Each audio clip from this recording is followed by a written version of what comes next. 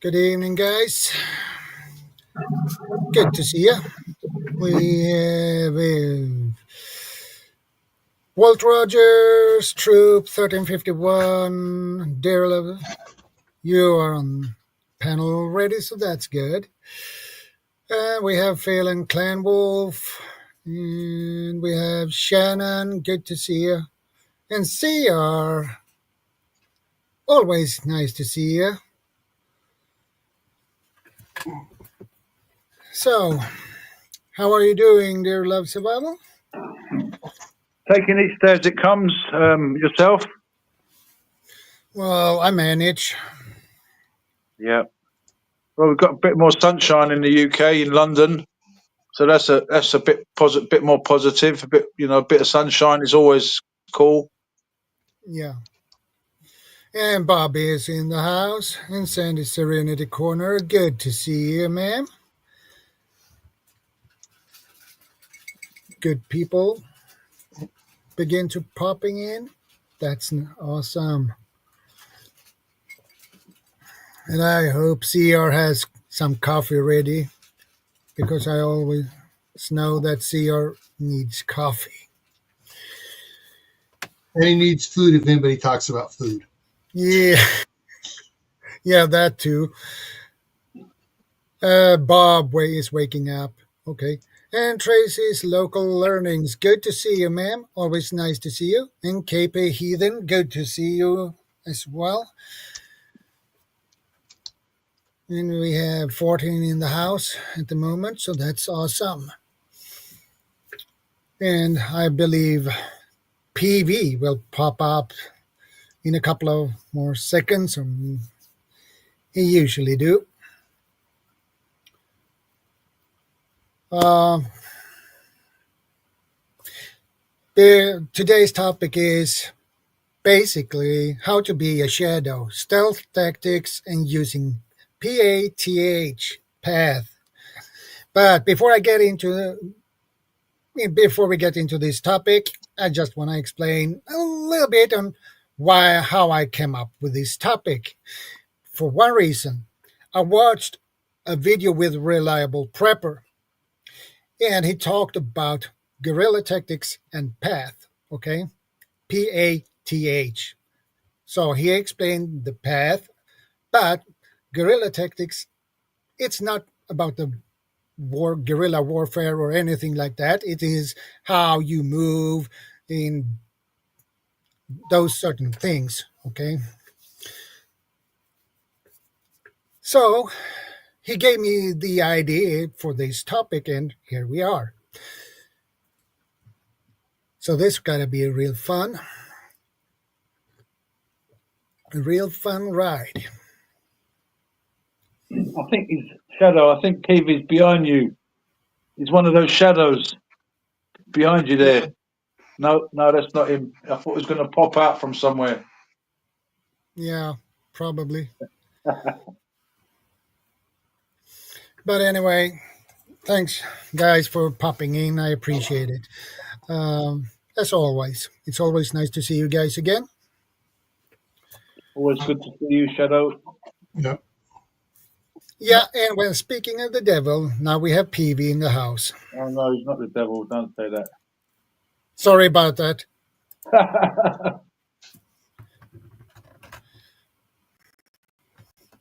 I could say speaking of the trolls, but that would be not good either. Yeah, I gotta put the link for PV. And Bob's asking for it too. Yeah, I put it for him too. Yeah. No problem.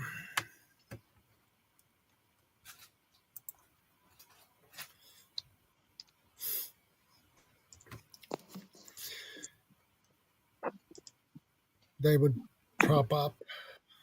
Yeah, PV is here. And Tibor popped in. Hey PV, good to see you.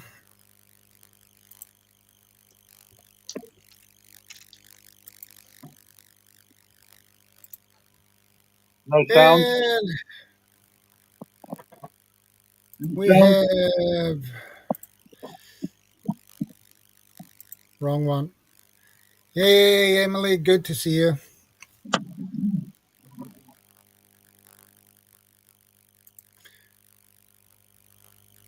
Mic problems. Wait, okay. Nice and short explanation. Yeah, what's up? I'm living on this stuff right now, guys. Dayquil. Yeah, I don't want to take NyQuil while I'm on a live stream. Uh, no, that would not be a good idea. I could just I would have to watch the replay to watch the chat, see what everybody was poking fun at me for sleeping. Let's see if PB fixed his mic problems. Nick, you're prepping on Nick.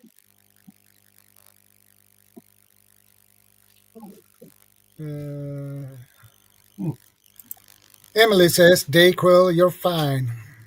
Yeah. Hey, Vanessa. Good to see you.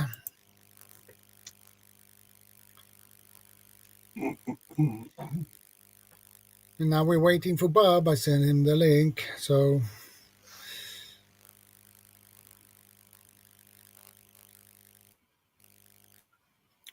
the NyQuil knocks your butt out. Yeah, I believe it does.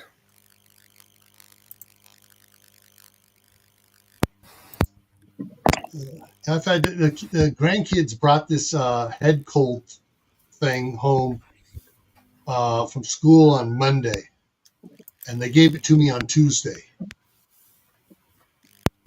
Yeah. So I've been fighting it ever since. Vanessa says, how to be a shadow. Him, blend into your surroundings, whether they be as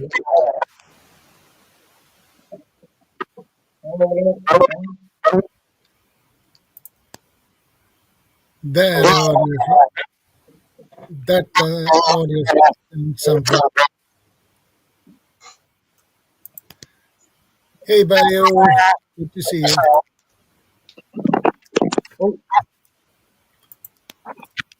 PV has a problem. I told you, Shadows, in your cupboard behind you.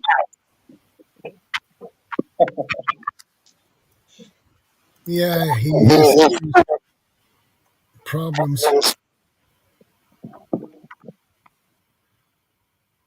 Right.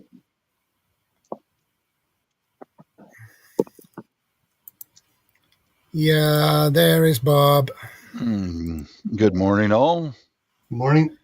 Morning. Good morning to you. Good evening to me, but...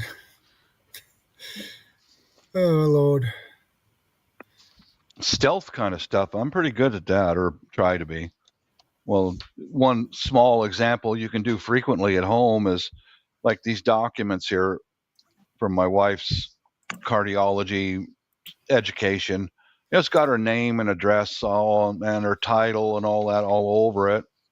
And the stuff doesn't go into the recycle bin. This gets shredded and it gets turned into fertilizer and it gets scattered all over my yard. Keep your name out of the trash bins. Recently, there was a fella arrested in a nearby town for stealing mail, and they use that to steal your identity. But that's one small thing that anyone can do. Keep your name out of the garbage bins. You know. Yep, or shred it very finely. Mm-hmm. Well, then I shred it, and then I put it in a rock tumbler with coffee grounds and turn Scottish it into pepper. Good to turn see it you into again. into fertilizer right there. That gets scattered out in the grass. Yeah. Yeah. Good luck digging through that and finding out where we Prepper live for the and agent. name. See you, man. Yeah. That's one thing that I do to stay gray. You know. One of the things I like here in the city I'm in is they don't do street delivery of mail. Everybody gets a free mailbox at the post office box, a post office box.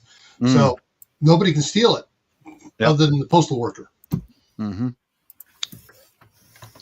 But the other thing too is one of the things you do when for your stealth moving about and travel and everything else. When you go to buy a car, black or white, dark blue, gray, not one of these flashy yellow or red or lime green cars that everyone goes, ooh, look at that. Hello? Hey, PV. Hey, PV. I'm calling you. Yeah. Wow. Yeah, we can hear you. PV, could you possibly be falling in love with me right now? Is that the? Please don't give up your day job.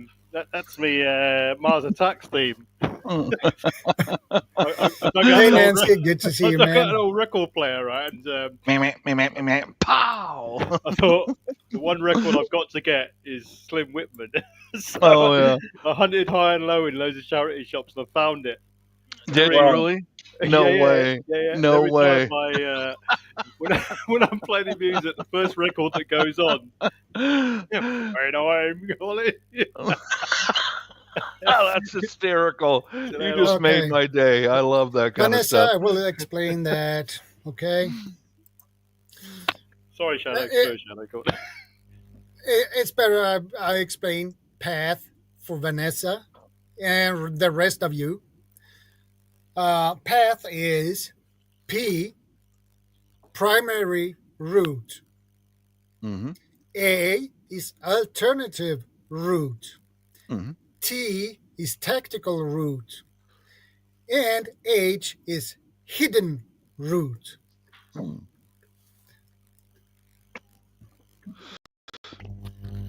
Where'd this come from, Shadow?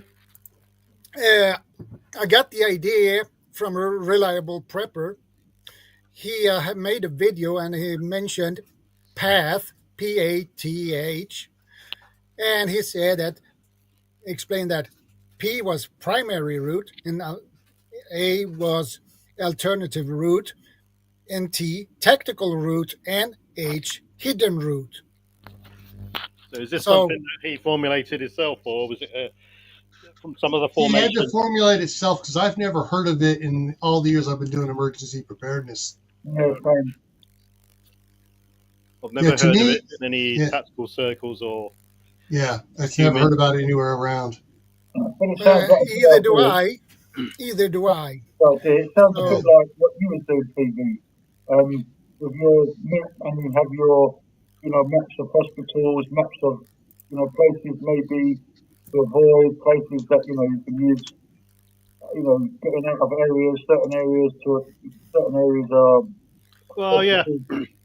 So I mean, it's probably something that most people do to some level or some extent, but they don't realise actually doing it. Yeah. I mean, there's a lot of people like to condense these things into some sort of acronym or mnemonic to help themselves in the planning cycle. But yeah, I mean, well, it all starts with planning in my book. So I don't know. Map out your route, get to know what's, everyone should be doing this. Everyone should know within at least comfortably a 3 mile area where they are, 3 mile radius. Yeah. The sort of pattern of life, of general day-to-day activity. They know what's normal, what's not normal. If anything's unusual occurring, they should be able to see it straight away. They should be mapping out, they should know where all the resources are, all the hazards are, all the potential evacuation routes are, all the potential, landing sites for helicopters, for instance. Yeah. All this sort of stuff they should be doing as a, one of the initial things if you move into a new area or where you live. It is really, an essential sort of cornerstone to everything that revolves around how you monitor yourself, prepare yourself, or whatever. Well, I guess maybe that primary part might be a safe way out of a situation. Like if you wanted to go out of London in a hurry, there might be a primary way, and then alternative because there's something in the way of the primary way, and then tactical because you're in too late, you're in this area, you didn't want to be in there, it's kicked you off, and you and then the hidden one is a good one. I've got a canal near me, and I've Well, sorry, Zuriel. I've got to say I can't really. You sounded a bit muffled. I can't really hear what you're saying. I don't know if anyone else is like hearing. Yeah, it sounds kind of robotic in his response on his audio. Mm-hmm. Okay. Let me try with my headphones on then. There you go. Yeah, that might be a good idea. That might help. I thought he was going to say I was waffling. Sounds like you're underwater now. Well, to me, you should have your primary route should be both primary and tactical. But for me, like when I was working in California, I had several primary routes to go to work, and I would take a different one, just so I be familiar with each one, and I know the time frame to travel to work, and it was just like, so I have it, I had several primary. I had a primary. Was it a omega or alpha primary, a secondary primary, and a tertiary primary, and then I had emergency routes. And like if there's a bad accident blocking several of the others on the freeway, I had several ways to drop off, and I'd go take the surface streets. And this was just normal everyday event, because in the San Francisco Bay Area, there is at least 20 accidents a day in all the freeways in the San Francisco Bay Area. There's a good chance that my routes are going to have one or two accidents on it every friggin' day, because people do not know how to drive. Yeah. Sorry, Daryl, what was you saying before? Yeah, can you hear me now? Yeah, that's better. Much better. Much better. Okay. Yeah. Okay. Yeah, I was pretty much saying something similar to what Jill was just saying, and pretty much to something similar to what you were saying with your maps and your, places of note and places to avoid. So what I was saying is, maybe the primary path is the safe way out. Alternative path is a way around that first way out. Tactical is tactical.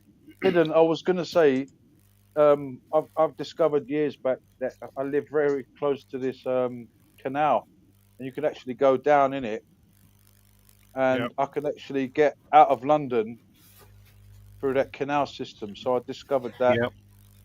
So that would be a hidden way out. I mean, I wouldn't even say. Sorry, I wouldn't even say allocate any sort of planning route as a primary or secondary. Just have a bunch of options, because you never know. Yeah. Exactly what the scenario is going to be, for instance. Yes. But when you relate this to, having some sort of blending in grey man appearance, or not exposing yourself to be anything different, then it enables you to know all your options, really. Having the knowledge of your whole location around you and what's going on, what's coming ahead, all this sort of thing.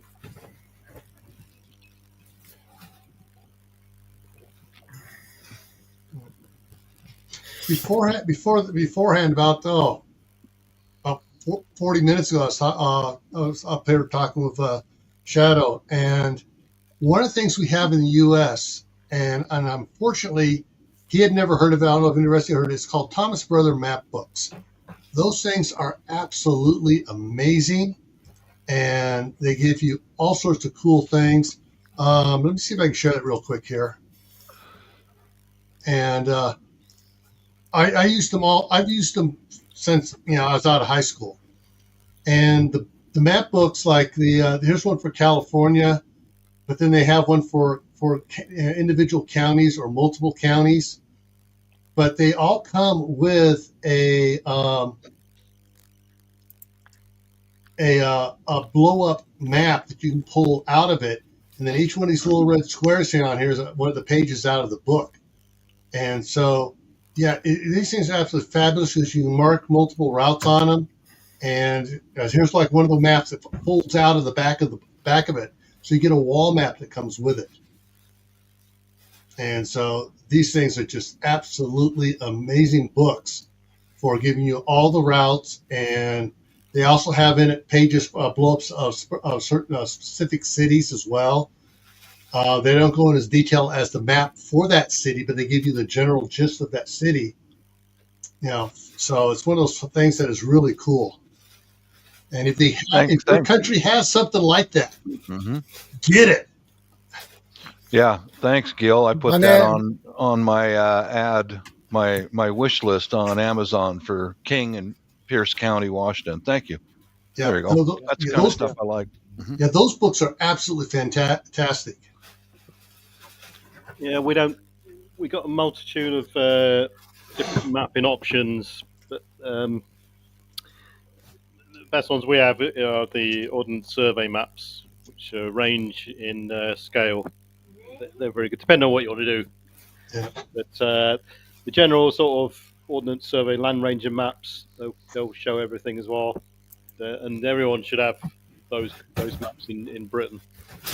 They show everything, and they're a good planning resource as well. It's good to have a larger scale map on the wall at all times, so you can just look at it and just keep familiarizing in your head what's going on, what's occurring. Yeah, like the reels holding there. That's the other ones.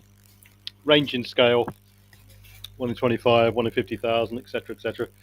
But yeah, I mean, I think it all should start with planning, even on the if you want to stay stealthily, be the grey man, etc., etc., because you then have knowledge of you got in-depth knowledge then of the terrain, the road systems, the buildings, who to steer clear of, where to steer clear of, etc., etc., and it will enable you to take a route in which you're not going to get exposed to violence, extra threats, and if you're being followed or whatever by anyone who's wanting to steal stuff off of you, then you can quickly blend into a certain type of terrain. Not necessarily. I'm not talking about camouflaging yourself up or anything like this, but if you've got good knowledge of the terrain, that's a massive key sort of advantage straight away, as we've found out in various previous conflicts. Yeah. Yeah. One of the things to think about too is like if you put up the wall map, the big one, and you can talk to your family, where you go to work, where your spouse goes to work, kids going to which schools or colleges. You can mark on there their primary routes, their secondary routes, their tertiary routes, and then emergency routes. Have them plan out certain ones that, all right, if this happens, this is the most likely route that I'm going to do, and number them. That way, if they practice it and stuff, if something happens, they can text you, I'm taking route number 4 home because it looks, because of what's going on. And that gives you an idea where they're at in case you need to go meet them for some reason. Yeah. As a reliable prepper mentioned about the path, is you should use your primary routes if that is possible. If that does not work, you go to your alternative routes. And if those will not work, you can choose a tactical route. But that is a much slower route to take. You can't move that fast because you need to move much slower, because you don't want to make any sounds, anything like that, because you don't want to be spotted. Okay. Yeah. And the hidden route, that is a last resort route when other things does not work. Yeah. One of the things here down in Northern California, there are a lot of bike paths out there. You can't drive your car on it, and for me, it's a 30-minute drive to work, and because I usually have to work about 4:00 in the morning or 3:30 in the morning. But coming home, traffic was bad, and so usually that 30-minute drive to work coming home would be 2.5 hours.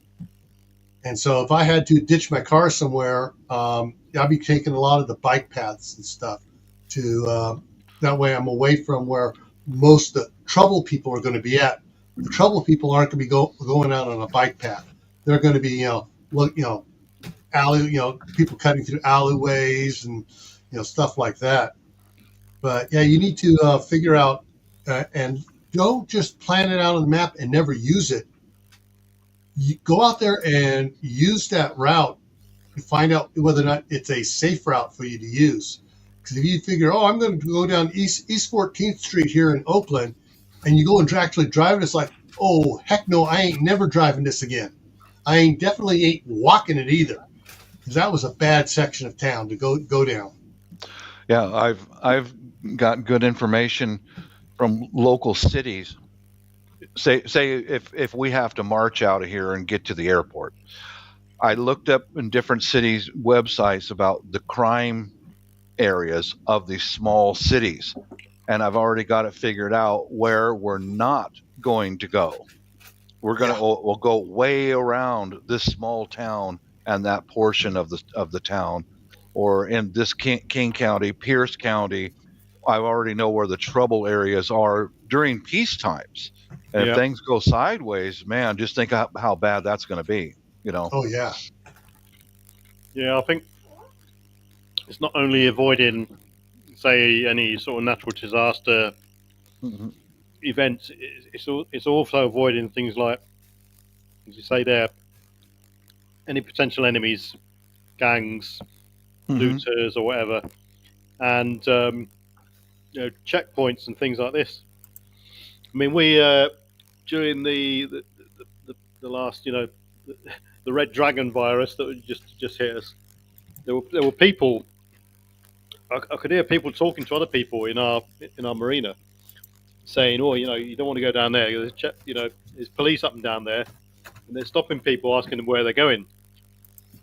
That sort of scenario. And in other scenarios, if it gets potentially worse, i.e., civil unrest escalating into some sort of martial law where they've got checkpoints, then you're going to want to know where to avoid if you want to bypass those sort of things. Yeah. One of the things that really popped in my mind years and years and years ago was the Oakland Hill fires. I mean, it was just an insane fire because we're not going to do precautionary burns in the area because that's not environmentally safe. That's a whole other sort of topic. But and so when when it went up, I mean, there were all of my alternate routes from Oakland over into Contra Costa County. My main alternate routes, primary routes, everything was blocked off and shut down. Fortunately, I was working on the other side of the hill already, and so the Caldecott tunnels, which is where the main freeway went through, they had it shut down because they were using helicopters landing there. They had the Cal Fire was setting up its command post there. California Highway Patrol was setting up their command post up there, and it was just a total cluster F, and it was hell on earth with all this fire going on and stuff. I remember that fire, Gil. Hell on earth is a good way to describe it. I remember seeing news footage. Yeah. Man, people running down the streets with the high winds. Wow, I'll never forget that, Yeah. And so it could be just a natural disaster that screws up your routes home. Mm-hmm. The other one, and Bob, I know you saw footage on this one, was the Loma Prieta earthquake when the section fell out of the Oakland Bay Bridge. I remember. Yep. Mm-hmm. And oh boy, that was heartbreaking, Gil, because overpasses that crushed people in their commuter cars, and oh my God, man. So Mother Nature can be the problem. It's not necessarily people. It can be Mother Nature causing the problem, and you need to have routes around it. With the Loma Prieta earthquake, the San Francisco-Oakland Bay Bridge was shut down. The Golden Gate Bridge was shut down. The Dumbarton Bridge was shut down. The Carquinez Bridge was shut down. The Benicia Bridge was shut down. The San Mateo Bridge was shut down. Those in San Francisco were stuck there unless they wanted to drive all the way down the peninsula around through San Jose, which was suffering as well already, and go back up the East Bay side and try to get. And if they were going to Marin County, then they had to drive all the way over to Stockton and go up around that way to get around, because all those bridges were shut down for hours for inspections. Let me roll off of that, Gil. How important it is for people to have a get-home bag in their car. Some snacks, some water. My get-home bags are in a laptop case. They're enough to be able to stay warm, stay dry, and get something to eat and drink. We carry a case of water in all of our cars, but a get-home bag, keep it in there 24/7. No matter, just do it. Yeah.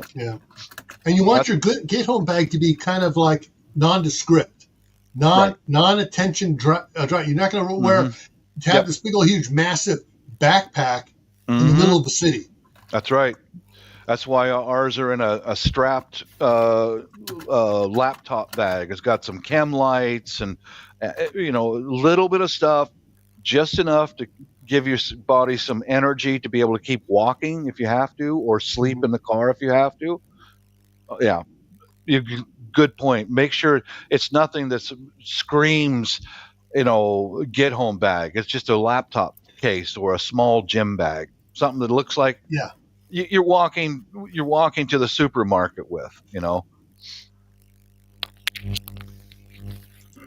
Yeah, that's one of those things. It's a gym bag is used generally. People aren't going to try to grab a gym bag because there's going to be stinky, sweaty clothes in there, and they're not going to want to mess with it. A laptop bag, you get.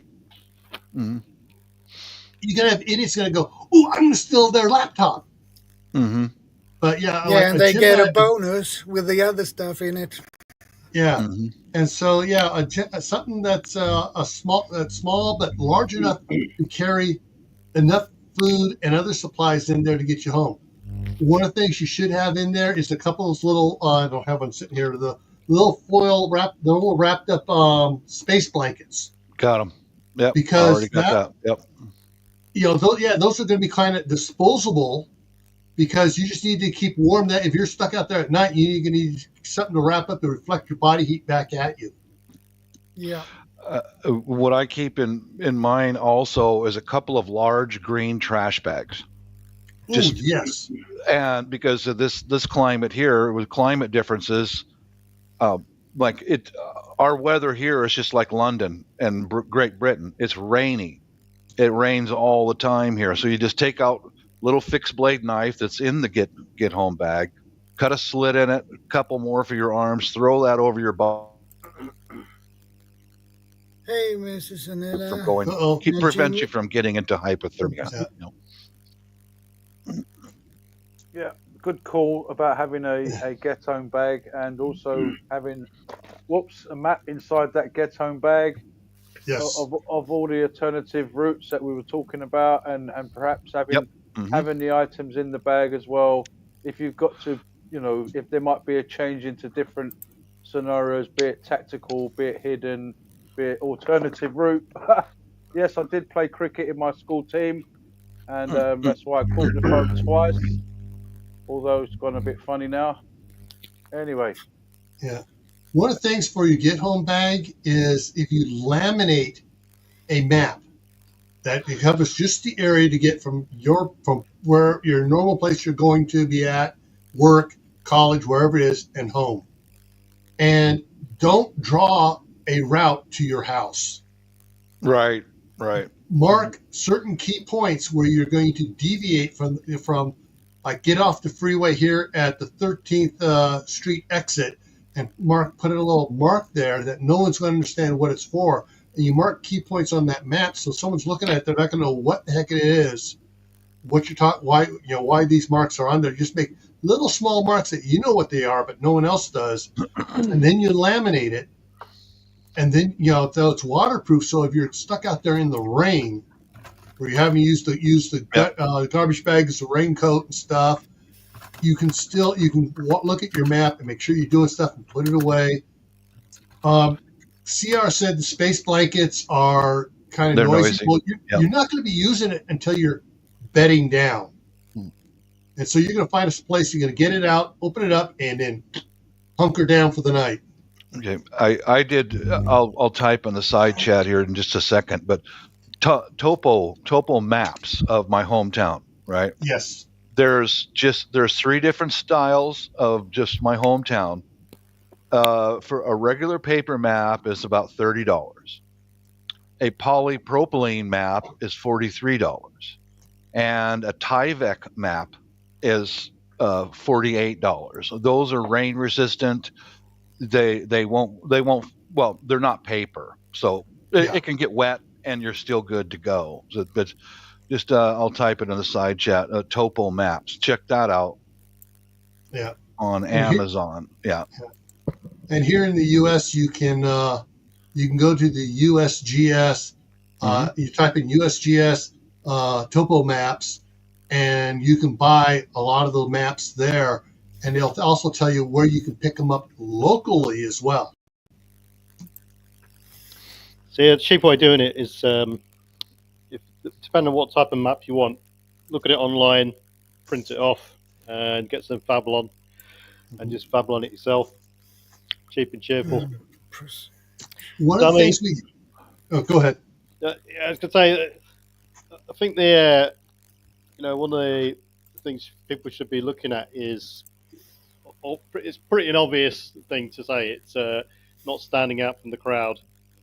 I'll just mention that after you've spoken about the map there. This is the types of map we have here. This is a road map, actually. The road map of northern Sweden, and on a scale of 1/400,000 is ideal for active holidaymakers traveling by car, motorbike, or caravan. The widely ramified road network is shown exactly. Distances and tourist destinations are marked up on the map. Yeah, Tally, I'll try to avoid road maps personally, unless you're specifically going by road. Only because the maps we get here, everything is encompassed onto an Ordnance Survey Land Ranger map anyway. But if whatever your target destination location is, or your potential other locations, you should get a more detailed map down to say 1 in 5,000 of that area, at least. It depends what your motives are, your method of travel is, but the default setting should always be foot anyway. You just don't know. Worst case scenario, you're going to be on foot. Personally, I don't use. Hey, JHT Survival, good to see you. Personally, I don't use. I've used your world. Good to see you. Those Survival 4 blankets, I think they're pretty much garbage because they don't provide you much heat whatsoever anyway. They might keep a bit of wind off of it. One use item, you're lucky if it doesn't rip or tear. So what I personally use, and I've used this for years in all sorts of weather, 15 odd years plus, I've been using Gore-Tex bivy bag and the sleeping bag, depending on the type of weather you're at. So if it's in spring, summer, just a lightweight jungle sleeping bag's enough. Anything colder than that, then up to a 3-season bag plus, and you can get away with dropping a season bag down a couple of levels by having a puffer jacket which will compress right down. Clothing's so important. It's nothing, and then on top of that, all a Gore-Tex jacket to move around in. You do not want to be wet. Everyone knows this is sort of basic stuff, but whatever you're wearing, and this goes, we're not just talking us here either. It's your family, your kids, etc., etc. You shouldn't be able to stand out anyway. It should be conducive and blending in with the local environment, your village, your town, your city, whatever. The last thing you want to do is walk around like a dressed up in like a fireman's gear with all sorts of head protection and axe and all this sort of stuff. When you're walking through an area and everyone's got eyes on you, thinking, you're just drawing attention to yourself. Yeah, you don't wear camouflage pants and jacket in the city. Well, I mean, it depends where you are. I mean, you'd get away with it here quite easily. Yeah. But Because in a disaster, if you're a lone person looking like you're in the army, you've made yourself a target. Yeah, the key thing is people just Yeah. consider themselves not to draw attention to themselves. And it's just one little tick in the box extra to, if all these add up, then you're becoming increasingly more and more of a target. You're increasingly looking like you've got all sorts of resources that people may not have, and in desperate times, people want it, and all this sort of stuff. Depending on obviously your aim, is your sole aim to get from A to B, or to an evacuation centre, or to a place where a helicopter can land to evacuate you, or across a river, whatever it is. But yeah, people all got to be aware, dress accordingly. Yeah. Well, one of the things we have here in the United States and Canada is AAA, and you just put in AAA maps, and you go to their map gallery. You can enter state or province, and you can print off maps, or you can just actually order state and province maps, paper maps, fold up nice and small. And if you're a member of AAA, you get your maps for free. That is something, my wife she had AAA when we got together. She went and ordered a whole bunch of maps for free. She didn't do it at one time. Every week she'd get a different map. And during the summertime, she'd get several, because people are traveling during the summertime, so they expect more volume of maps to go out. But she was getting maps all the time of the area that we might be going to and stuff like that. And so it's for here, I don't know if you have any sorts of AAA is an insurance company here. So I don't know if have anything similar over there in Europe or not. But it's one of those things to consider is if there's an organization that gives away maps for free, take advantage, and you can take advantage of it, do so. If a good resource to use for a map, go to Bing Maps, and you've got a selection of in Europe, or in Britain especially, you've got a selection. You can actually select Ordnance Survey maps on Europe and just print those out. Yeah. Overlay it with what you're with or whatever. But yeah, good resource. One Yeah, of the things, I mean, maps are expensive. I mean, here a brand new map will cost £12 to £15, and that will cover not that great an area either. So yeah, an alternative is to go to a charity shop and look through the maps there, because nothing really changes apart from the odd new road here and there in Britain anyway. One of the things I've learned since I've moved to Idaho is I can wear stuff here that I can wear that we would usually wear in California. However, what a lot of people wear here, because we're a very rural area, a lot of cowboys around and farmers and stuff. That type of clothing doesn't sit well in Northern California, especially in Oakland and San Francisco. Everyone's like, that guy's got a cowboy hat on. He's got cowboy boots. We're up here, no one even blinks at you wearing that stuff up here. Yeah, I mean, if you're on foot in an area where you're trying to lie low,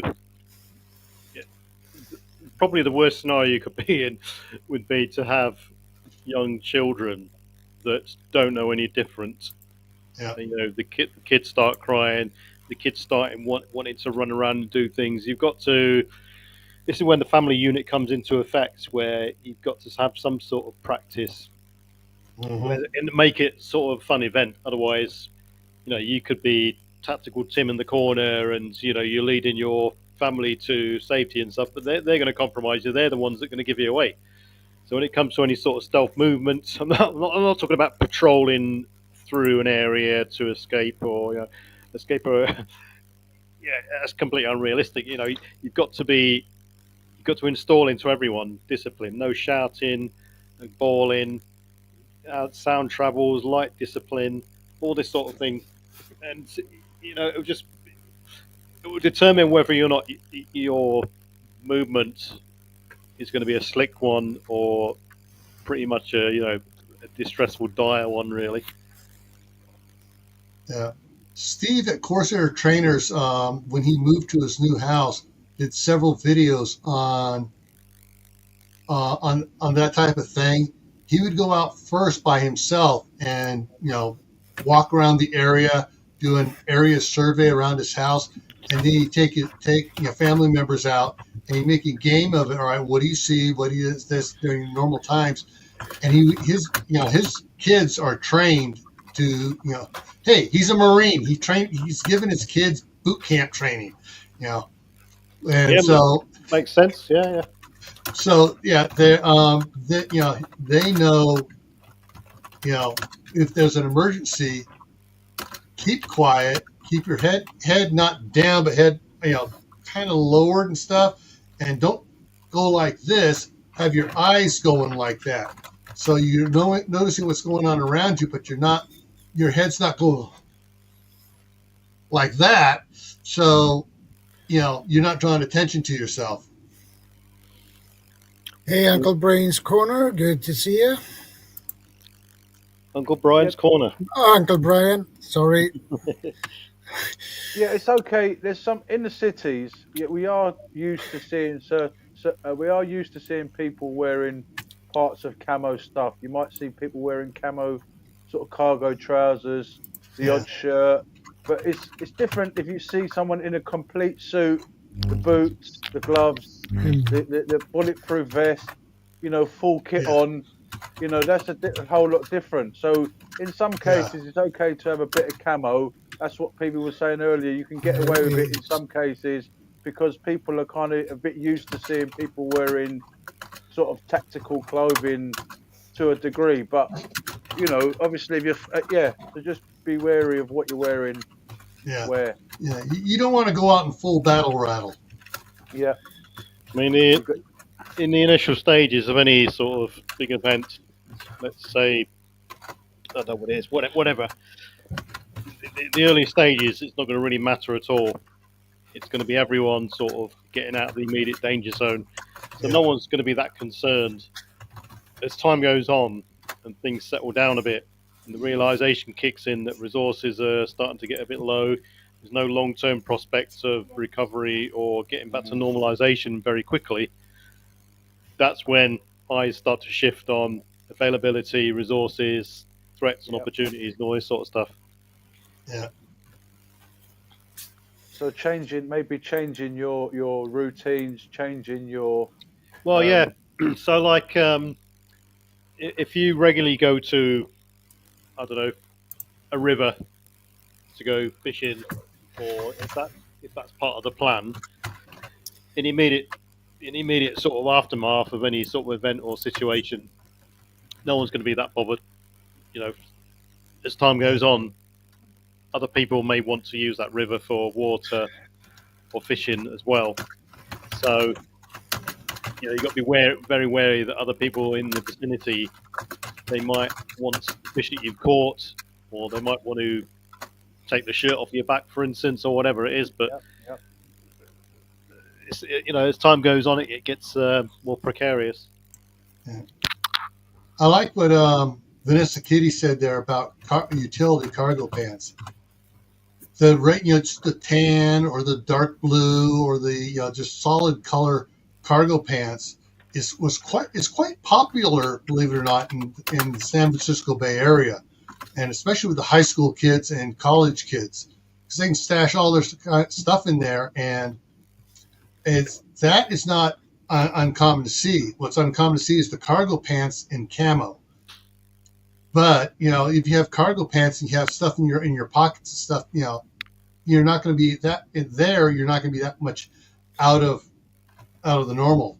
And what's funny is seeing the guys in San Francisco. Once you get into downtown San Francisco, where all the businesses are, people with suits on, 2-piece suits, are not uncommon. 3-piece suits, uncommon. 2-piece suits, not uncommon. So, but there's also the same thing is, once you usually notice once they leave that area, they take their suit coat off and throw it over their shoulder or something so they look more casual in normal times. And so you need to see what goes on normally and associate that and see what you like to wear normally to blend in, so that basically you're just another shadowless face on the street. Yeah. And a good idea as well in your everyday carry or your bug out bag or your whatever bag, you can have to change your clothing. Like, say, for example, if you think you're being followed or you think someone's watching you, you might have an orange poncho in your backpack. You might want to walk into a store and change your clothing and walk out, take off your cap if you wear a cap. Just change your stuff. Yeah.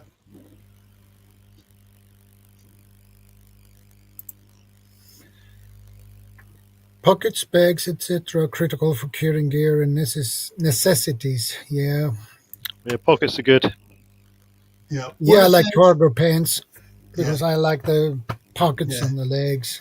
If you're carrying a gym bag,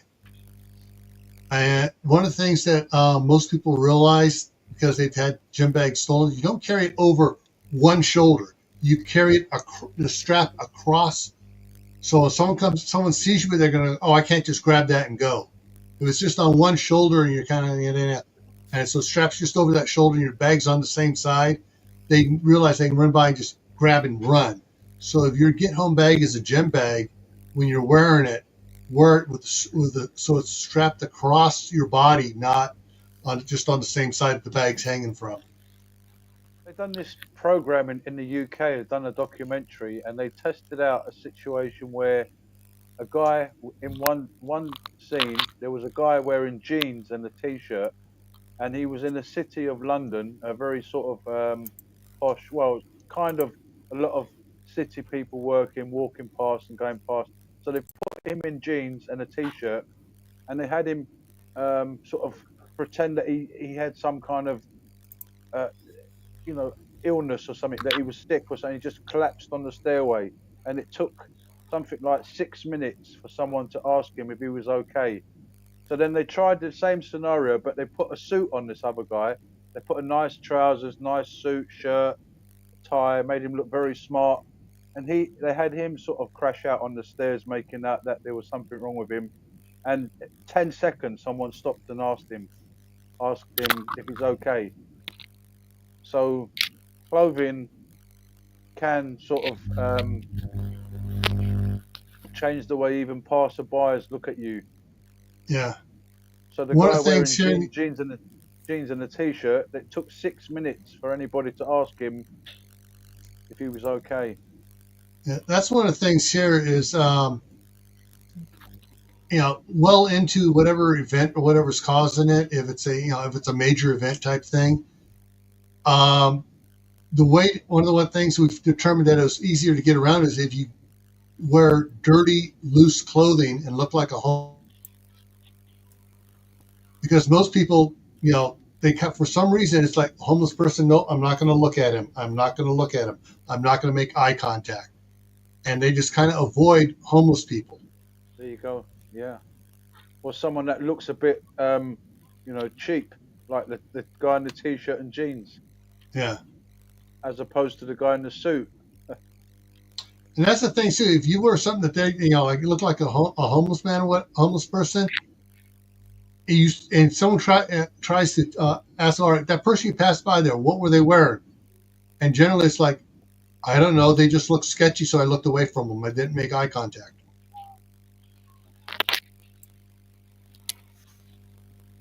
And don't be in a rush. If you do have to move, say to yourself, do I have to move? Is it important for me to move now? I often change my times when I do things. I change my times when I train in the morning. I change times of going shopping. I change times of different. If I'm going to have to do some bill paying, I change times. Avoid regularity and avoid routine. Yeah. I mean, as well as that, not standing out from people, it also comes down to fitness as well. If you are the only person in the group that's fully, sprightly, you're moving, or with vigor and strength ahead of everybody else, and everyone's going to think, well, hang on a minute, we're all dehydrated and knackered. Why are you so plush and so? Have you been fed and watered well? What have you got in your back and stuff? So you play it cautiously, and that goes with for the rest of the family and stuff as well. Movement. Yeah, Making sure you've got water in but your packs. Sorry, yeah, but David. yeah, like I said, it's on the initial stages. I don't think this would necessarily pertain to any sort of bugging out, because on the initial stages, getting out of the Yeah. danger zone, it doesn't really matter. Just get out, no matter what Mhm. you're wearing. It's the longer term, the after effect, maybe 2 or 3 days after.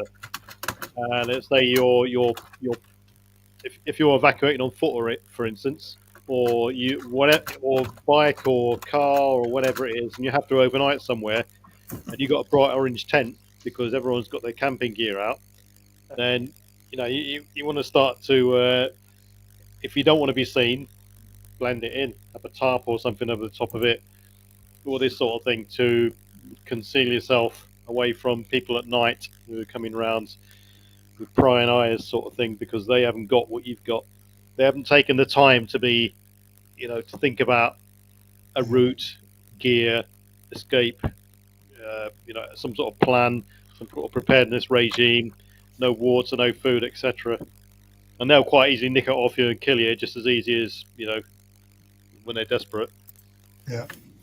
One of the things I'm following the side chat about the clothing and stuff.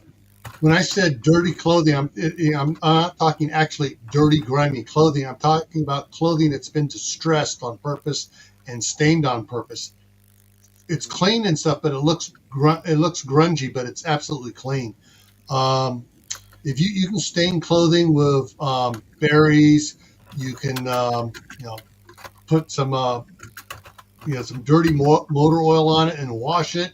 The motor oil doesn't come all the way out. It kind of stains the clothing, especially if you let it sit for several days before you wash it. You can spill coffee on pants and stuff, and it makes it look like you've been in the dirt. So, you can distress your clothing, your get home clothing beforehand, wash it. It's clean, but it looks dirty. And that's just something that makes people kind of shy away from you. Yeah, it looks like you have nothing of value. Yes. Yeah. Mm-hmm.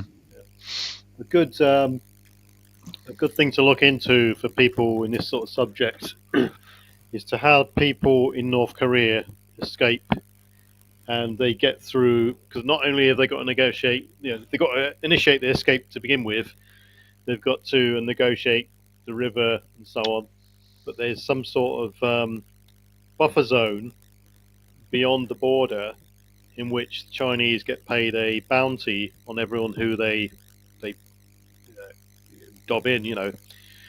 So they've got to blend in and go under the radar all the way through that sort of buffer zone, and all the way down south to, is it Thailand or Vietnam, down that region anyway. So that's a good sort of there's books on it as well, videos. They're good to look at and read. Is that sort of mentality and how they do it, because there's people who have done it. I remember seeing a video not so long back of family. There was like an 8-year-old, a 14-year-old. Grandma was in her 80s, and then the mother and father. And they did it all, and they went through the jungle and all sorts. And people were trying to look for them and all this sort of thing, and they would end up sleeping in, with minimum gear, plastic bags and carrier bags to hold things in and stuff like that. Really pretty grim, and it's quite a good. As I say, it's a good thing to look into, because it brings home a more realistic view of. Yeah, I can share a story. Family over in the Philippines who, it takes a couple minutes to share it, but the Japanese attacked the Philippines in 1942, and my wife's family was living in Cebu City. And the Japanese method of invasion is they would send out death squads, burn all, kill all, take all. And my wife's grandfather or great grandfather, I think, or maybe great grandfather, he was a child in Cebu City, and it was a family of 5 or 6, and only 3 of them survived. That's it. The Japanese murdered as soon as they went into Cebu. Yeah. Their uncle put the 3 children on a boat and sent them over to another island for safety, and then that's it. You're on your own. And they arrived in Cagayan de Oro, and then shortly after that, that city was attacked by the Japanese. And they did the same thing as soon as they went into Cagayan, bayonets and murdering the population. And those 3 children ran into the jungle and had to survive the rest of World War II on their own. So I got this information from his son. Hey, Nico. Good to see you And again. I asked, how did they survive in the jungle? And did they join up with groups of people? And no, you cannot join up with a group of people because the people will sell you out. And the local Filipino farmers would shoot them and kill them because the kids would have to hide in the green belts during the day, run out, grab an ear of corn or two, and run back into the jungle and hide. So the 2 of the children survived World War II. One of them got sick, and they just had to basically bury their brother there, more or less, and keep on the move. But there are circumstances. I'm lucky that my family talked to me and gave me advice about how to survive a situation like that. It's just trust your blood relatives only, because people will sell you out. Yeah. But it's a harsh situation, but it does happen. It's one of It the doesn't reasons. hurt to be paranoid. Yeah. It's one of the reasons why it's good. It's a good step to have an all-encompassing sort of training regime and incorporate a bit of bushcraft into it, survival. But yeah, these were 3 children who survived out there for almost 3 years, all alone. And they couldn't go into the cities to seek medical attention. For one, they didn't have any money, and for 2, when you go to another city over there, they speak a different language, so they'll know you're an outsider right now, and people will sell you out. But this is. I hope nothing like that happens here. I expect earthquakes and fire. I do expect it, and it does happen, but hopefully nothing that drastic will happen. Yeah. So checking out sometimes checking out your routes and training, doing some drills might be a good idea. Test it by foot, test it by vehicle. Just an idea, just a thought. Yeah, absolutely. Getting to know your routes inside out, so that rather like if you're walking down the street and it's night time and there's shadows in different places, step into the shadow. Get used to doing things like that. Start training using your eye. So I could step in that shadow and completely disappear and test it.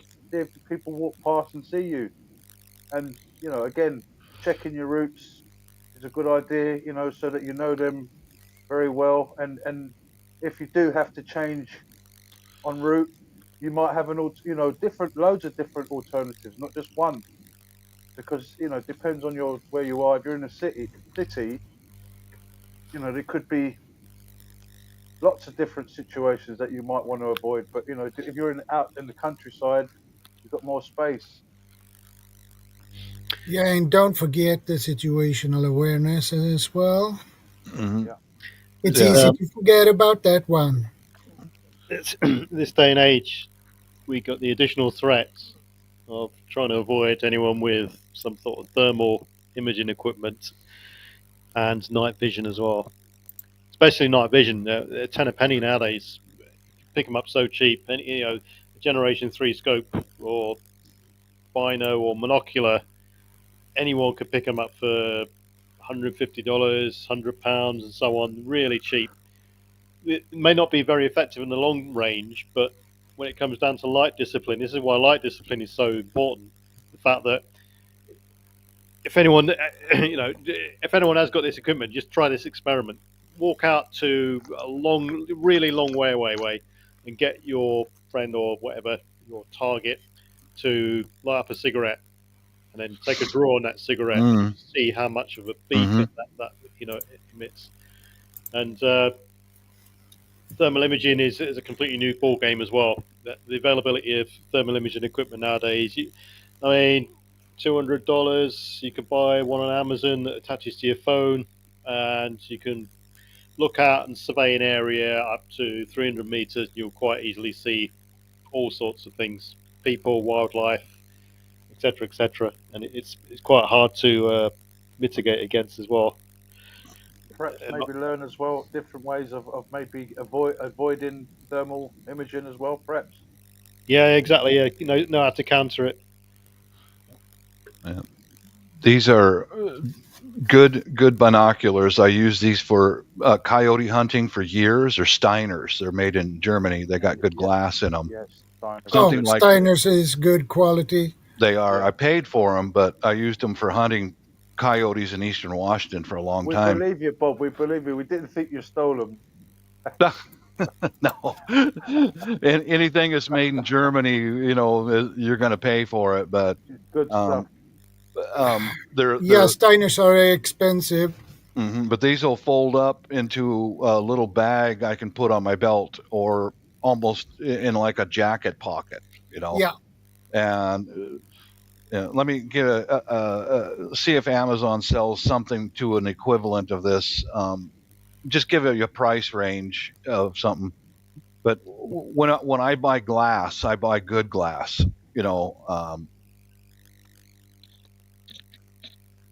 Okay, Steiner binoculars. They do sell them on Amazon, but okay, very similar to what I have here.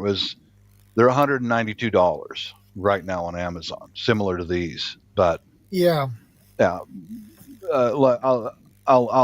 gotta get out and go do some gardening. I'm planting clover, but if you buy glass of some kind, binoculars, rifle scopes, go high end. It makes a major difference. If you Chinese knockoff crap, that's what it is. Something that's really made very well, it's worth the money. Trust me. Yes, true. Yeah, I've wanted to get a pair of Steiners for a long time.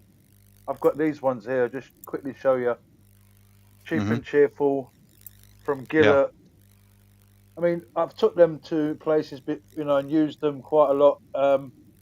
It's not for me. It wasn't to do with range so much. It was just where I was sort of traveling on the coast in Cyprus. I just had these. They're 8x21.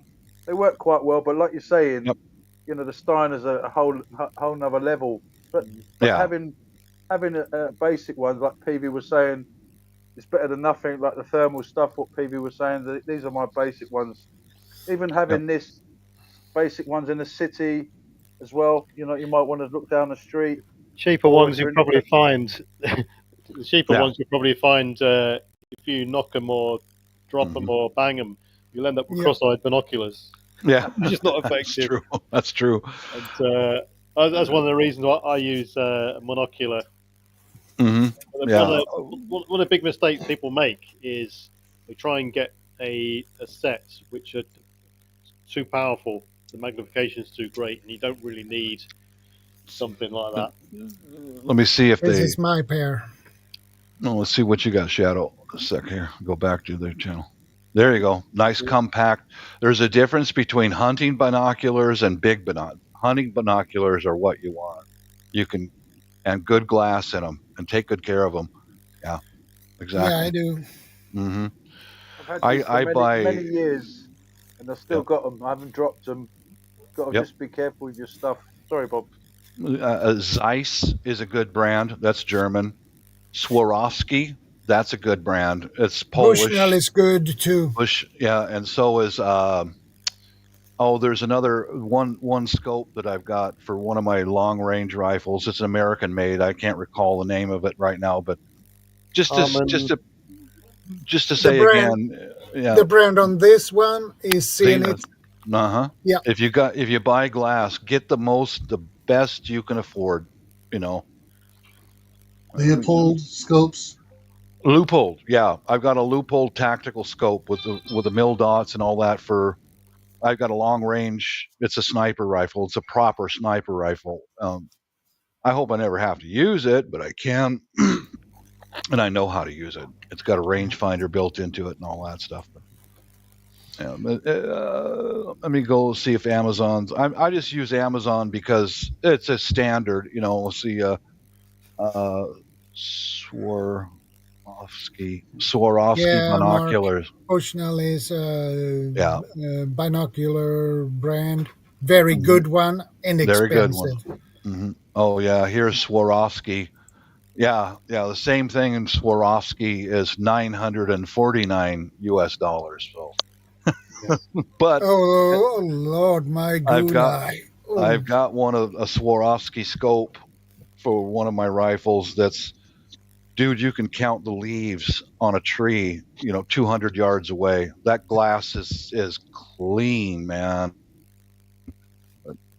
All right, I'm going to go out and plant some white clover because I can eat it if we run out of food. So, best to you, gentlemen. Have a good one. Catch you in a bit, Bob. Yeah. Later. Yeah, Bob. Okay, Bob. Aha, sneaky one. Yeah, that was the sneaky one.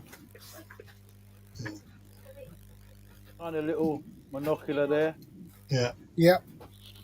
So you're in the high street. You think you're being followed, or You don't want to turn around and start looking at them with that if you're being followed. They can see. But that's a good little. That's a good little monocular, actually. What's the magnification on that? this is made in Russia. Oops. And it's 2.5 times 17.5 millimeter. Yeah, not too bad. I'd want something a bit more, between 4 and 8 sort of range. Yeah, good little size anyway. Yeah.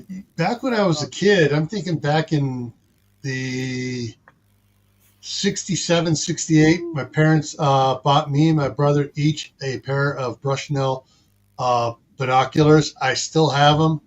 Those things were heavy duty built back then. You'd have to, the price now would be insane, but they got them off of, if Bob was still here, you know what I'm talking about, the Spiegel catalog for Christmas. and it was, I've used the snot out of those for many years as a teenager. But yeah, those good ones are heavy duty, well built, good viewing.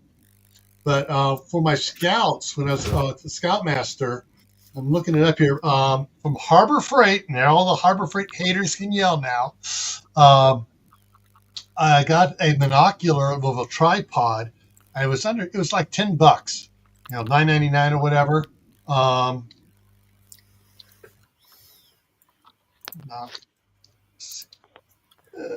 Here is Bushnell binoculars. Yeah. It's over 7,000, 8,000. This is good binoculars. Yeah. This one is 10 by 42. One is on 10 by 50, 12 by 50. Oh man. Yeah, get something as best as you can within your budget. I'd suggest to people, and there's various things you can look for. If you just Google things like the 4 tests of binoculars and stuff like that, you'll see distortion, color separation, and all this sort of thing. The Harbor Freight no longer carries the small one, which was actually pretty good. Scouts loved it. I loved it. But now the cheapest one they have now, Harbor Freight has, is the $50 one. It's a 20 through 60 by 60 spotting scope. But you were talking about, you think someone's following you? I know this sounds kind of cheesy. There were glasses that had little mirrors in it so you could see back behind you. The kids spy stuff. They are popular with the preteens and teenagers. But some of those, cheap crap stuff like that actually worked back in the day. And so, you look around and see what's out there. and see if there's something like that you want to get. But yeah, I mean, of course, the glass frames were a lot thicker than these are. They look like the old Clark Kent glasses, the Clark Kent glasses, the big black thick frames and monster thing. That make you really look like a dork or a dweeb or whatever you want to call it. But yeah. Or you can just use your phone, put it on video record, switch it the other way, and just look at it like that. Lift it up, and you can see behind you. All part of your knowledge of your local area and situational awareness. You should be starting to get a feeling straight away that someone's following you, and you ping them straight away. There's various things you can do, but on the basis of it, if somebody looks out of the ordinary, it probably is. If you think someone's following you, just try and do things to, stop that. Go into, places where there's lots of people, brightly lit areas. You may have pre-identified certain locations anyway. You can adopt other measures like doing what we call a snap ambush, for instance, when you're out on the trail or anything like this. Doubling back on yourself, or if you're in a car, you can take various left and right turns and stuff like that. But yeah, if why are they following you? What is broken down to begin with to enable them to identify you to begin with to follow you? So be prepared to go against it, and if you have to be, confront them and take them down as well. Yeah. One of the things that we're talking about the cell phone there, and just like in today's society, how many people do you see out there doing selfies? Hey, we got a disaster. I'm here. The thing's on fire, and you can do this. If you pull up your phone and do it, and you're doing it like that. Hey, everybody on the internet, but you're looking at what's going on behind you. You're pretending to be doing a selfie, podcast, whatever, but you're actually looking to see who's behind you, and use the what is a common thing nowadays to spy on whoever's behind you. I'm surprised they haven't developed this kind of glove yet, where you get cases of where people just come past, grab your phone, they're gone. Like could be on a motorbike, moped, bike, whatever. Yeah. Where you've got kind of something that goes in your glove, maybe your hand glove, some kind of little slot. So no one's developed nothing yet where you can wear a glove. You can use the phone in different positions. Well, don't use your phone. Don't use your phone. Well, I say to people, have a cheap one with you. If you have to use a phone out in the street, just have a cheap one, like where you use as a backup, and then have your good one. Leave it at home. This girl just up the road, this lady, I was walking my dog in the evening. She said, "Oh, can you help me, Costa?" I said, "What's happened?" She said, "Someone stole my phone." And her sister came out with a stick. Her husband came out. He wanted to get on his motorbike, chase them. I said, "How long ago did it happen?" They said 5 minutes. I said, "What, were they walking on a bike?" She said, "Electric bike." I said, "They're gone. 5 minutes." I said, "Well, which direction do I go?" So you got to be careful with your phone to get it. This is all part of situational awareness and pre-planning and knowing what's happening around you, and the sort of the pattern of life to begin with is the fact that if you know the threat level has escalated, or you're going into an area of a higher level of threat, or if a disaster or situation has dictated the higher threat level, then you should be going into another mode of thinking, whereas you're not walking around with your phone, you're not walking around with anything attractable, you're going into a high level of defensive alertness and so on. So your whole regime changes. I mean, we don't walk around. Oh, well, we do in our local town, but normally we don't walk around on high alert thinking someone's going to attack you at any minute anyway. So you got to modify your behaviour over and above good general awareness, So I'm not sure. that's what I would do anyway. I think the threat level now is gone up in London. I feel personally. So I keep up my sort of vigilance every day. All right, some might say you might sound a bit paranoid, but uh, you see videos of people in areas of London. All of a sudden, they just have a shootout. It's not doesn't happen all the time, Yeah. but I've seen videos like that where some guy in a car decides to, try and shoot someone in the street, the high street. The guy in the high street decides to pull out his gun and return fire. So, I mean, you could all these bystanders could be walking past. You don't know what can happen. You hear stories about people getting. Yeah. Yeah. Well, that it's got a history of that sort of event happening, so you're immediately modifying yourself straight away before you go into that sort of era. I mean, if I went to London, I wouldn't conduct myself the same as I would where I am now. It could be completely different. You know, I'd It's be changed wearing now. I'd be wearing different clothes, different form of transport, different footwear, everything. The contents of my pockets would be different, everything like that. And this is the way people have got to start thinking when they're formulating some sort of get home scheme through whatever event or disaster that's threatened them. Everything from escalated crime threat to CBRN events to natural disaster, unrest, escalation, protest, or whatever they're faced with, they've got to think about how they're going to get home, what kit they've got in order to get them home if that happens. Yeah. Yeah. In some cases, I think, well, I'm going to this store which happens to be next to a hospital. Do I really need to be carrying an Israeli bandage, a first aid kit in my EDC? But I still do. I Well, in mean, Britain you even do. though, In Britain you do because if you went to A&E, you're going to be 7 hours before you're seen anyway. You'll be dead before they've yeah, seen you. I can see myself in the emergency. Yeah, Yeah. I can, I No, can, I can.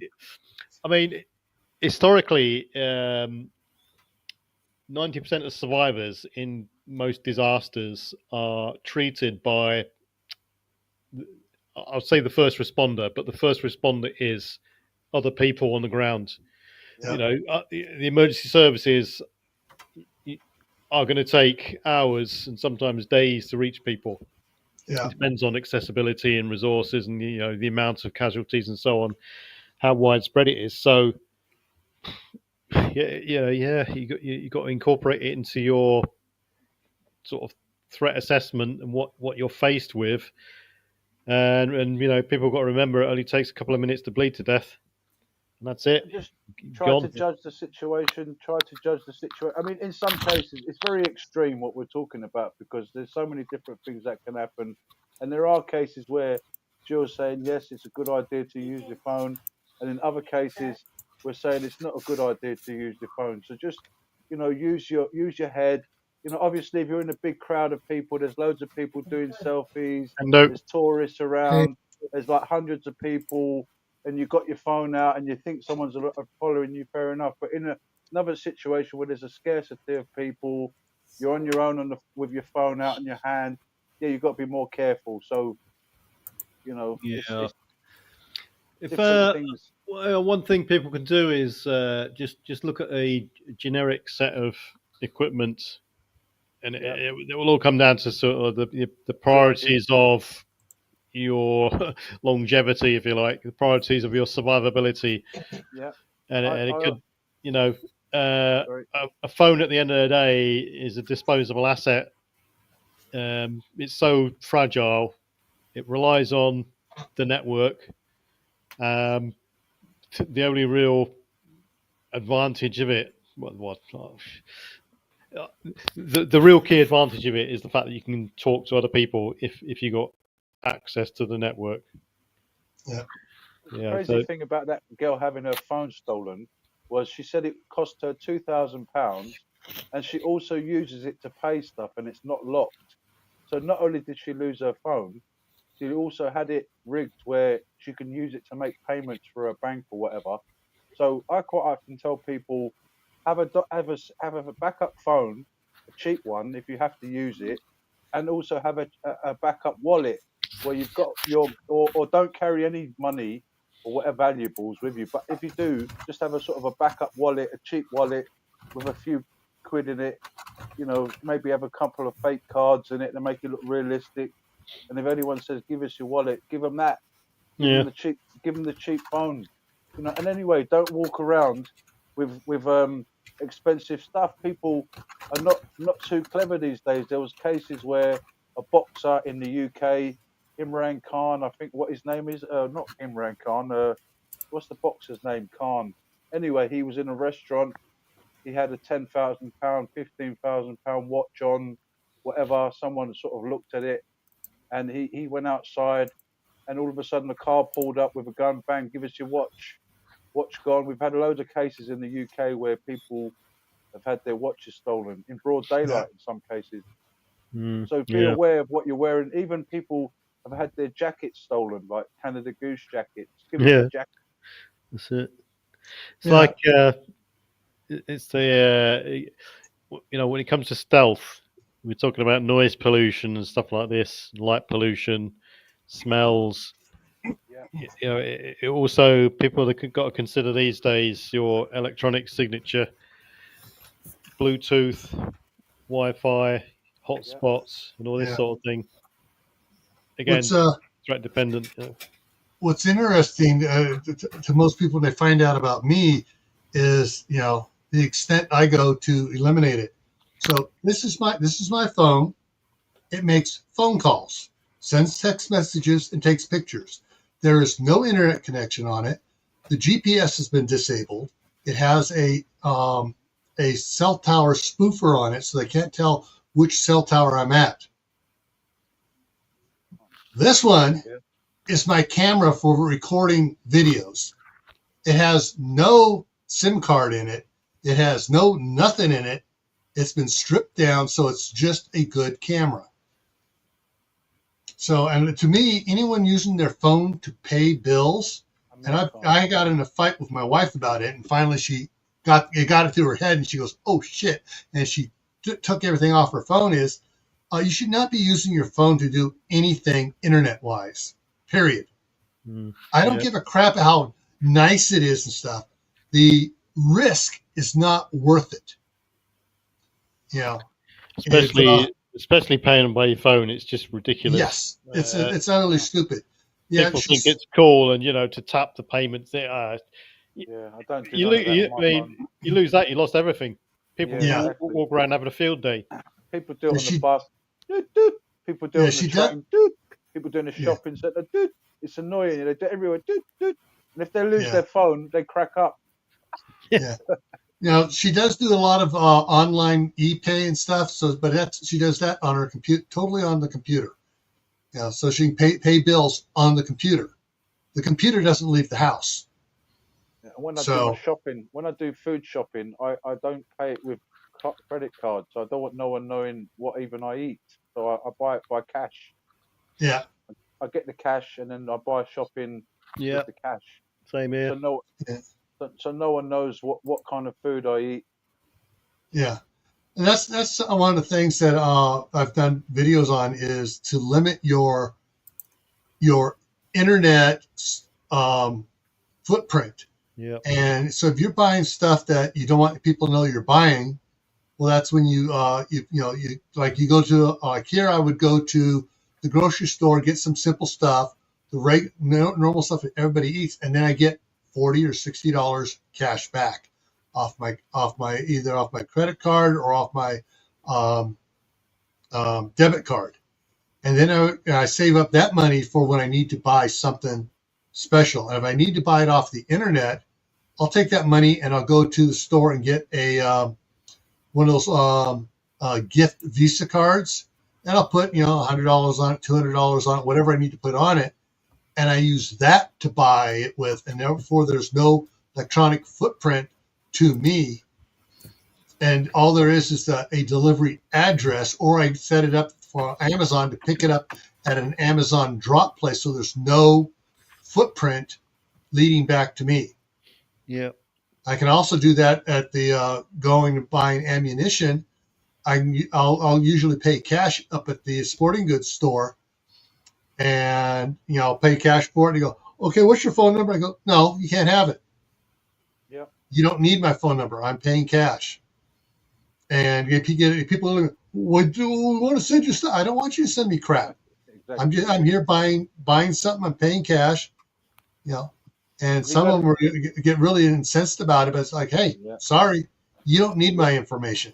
It's the golden solution for these companies when they get your email address, because it's just a ticket for them then for guerrilla marketing strategies. Yeah. They just push their adverts onto you, and they've got you snared because you got an email, and for those who open it, it's another thing. Yeah. You're a trapped audience straight away. They've got you. What better system could a company want than having that sort of system? Direct advertising tailored to you. Yeah. My youngest son, when he first got his first full-time job, he got a reloadable Visa gift card, and he just reload it and stuff at the store. He'd go up there, I need to reload this, and he'd give them the cash, and they reload it, and then he could buy stuff online. And when he bought stuff from Amazon, up the corner grocery store complex, there was a UPS store up there, and he could have it delivered there, and he'd just go up and pick it up. And that way they didn't know where he was at, who's buying it, what it was. Quite handy that is. That's quite handy that is. It's quite hard to get that here. Yeah. I'm not sure if we can buy something as an Amazon guest and have it delivered to a locker here. Well, the lockers are really big here in the United States. So, they're everywhere here, but I think you need an account, and I think you need Amazon Prime to do it as well. I'll have to check. Yeah, but yeah, it's a good point. It's a good system. Yeah. Now to throw a curveball at this topic here. So so far we've been talking about getting home. Now, what happens if something happens and you need to get away from home out to where, a backup, bug out location, a retreat, whatever you want to call it, a redoubt, to get out and away from the city because it's getting too ugly in the city? Yeah, I think loads of us want to get out of the UK. Can we all come to the States? Portugal's where it's at. I've got a friend who's just bought an acre of land in Portugal with for £12,500. It's a good deal. I'm thinking of doing something similar.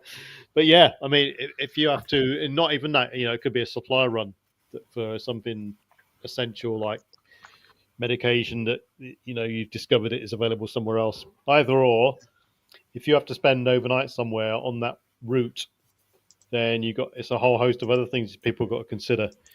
Cooking, how are they going to cook? Hey, Verna, good to see you. Are they going to eat something? If they are going to eat something, they are going to cook it. Then how are they going to cook it? You've got smells, you've got light pollution. If you've got fires going, no light after last light. Smells wafting around. Includes everything from deodorant to cigarettes to food. Coffee. It carries miles. So yeah, that's a massive part of being stealthy. That is definitely, and stuff that was put on a sort of high priority in the army. That was especially in jungle when the slightest of smells are very noticeable. Toothpaste, cigarettes. Yeah, deodorant, coffee, tea, even sweat. You could smell people at after a certain stage. Just like you can smell people.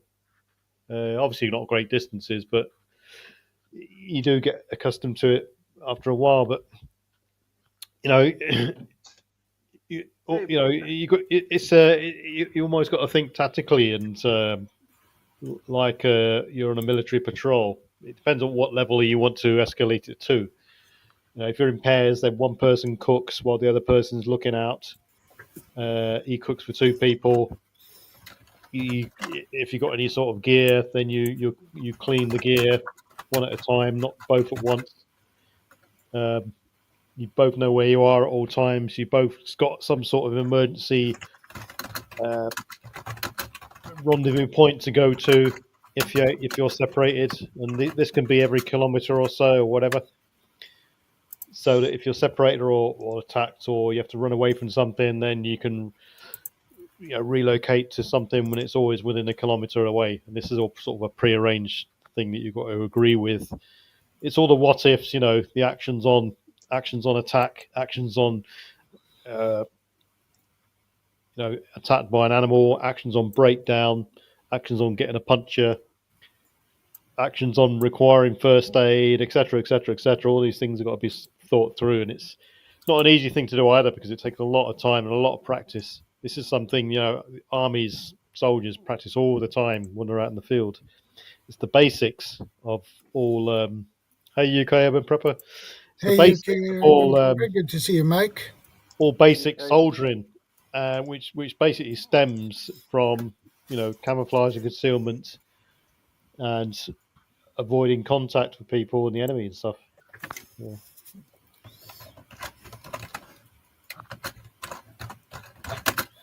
The biggest thing I've seen, one of the biggest injuries I've seen at night is twigs or parts of trees into people's eyes. People walking around at night with no eye protection on, and you always get one person walks into a branch in the eyeball or something like that, and it blinds you basically.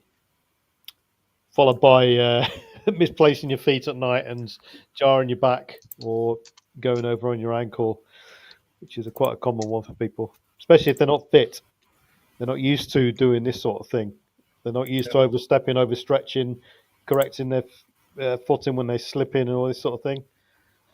It's you start off with 10 people, and by the time you go to a kilometre, there's 2 left, because everyone's injured and they burnt themselves and all sorts of stuff. Cut themselves because they don't know how to use a multi-tool properly, or a Swiss Army knife, or the bushcraft knife. Their back's full of burns, burns. Their feet are full of blisters. It's just and that's people. That's normal adults. Add the teenagers into it and the younger kids, and it just gets a whole lot worse. Yeah. Yeah, it's good to train sometimes. Good to do drills. Good to get your kit sometimes.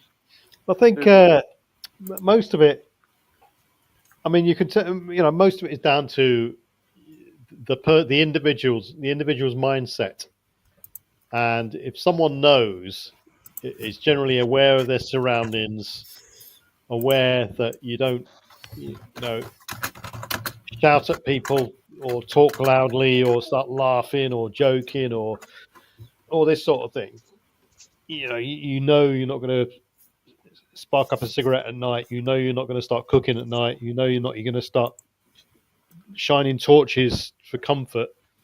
What about having a PV? Well, urination, not a problem really. Just go. If you're being tracked.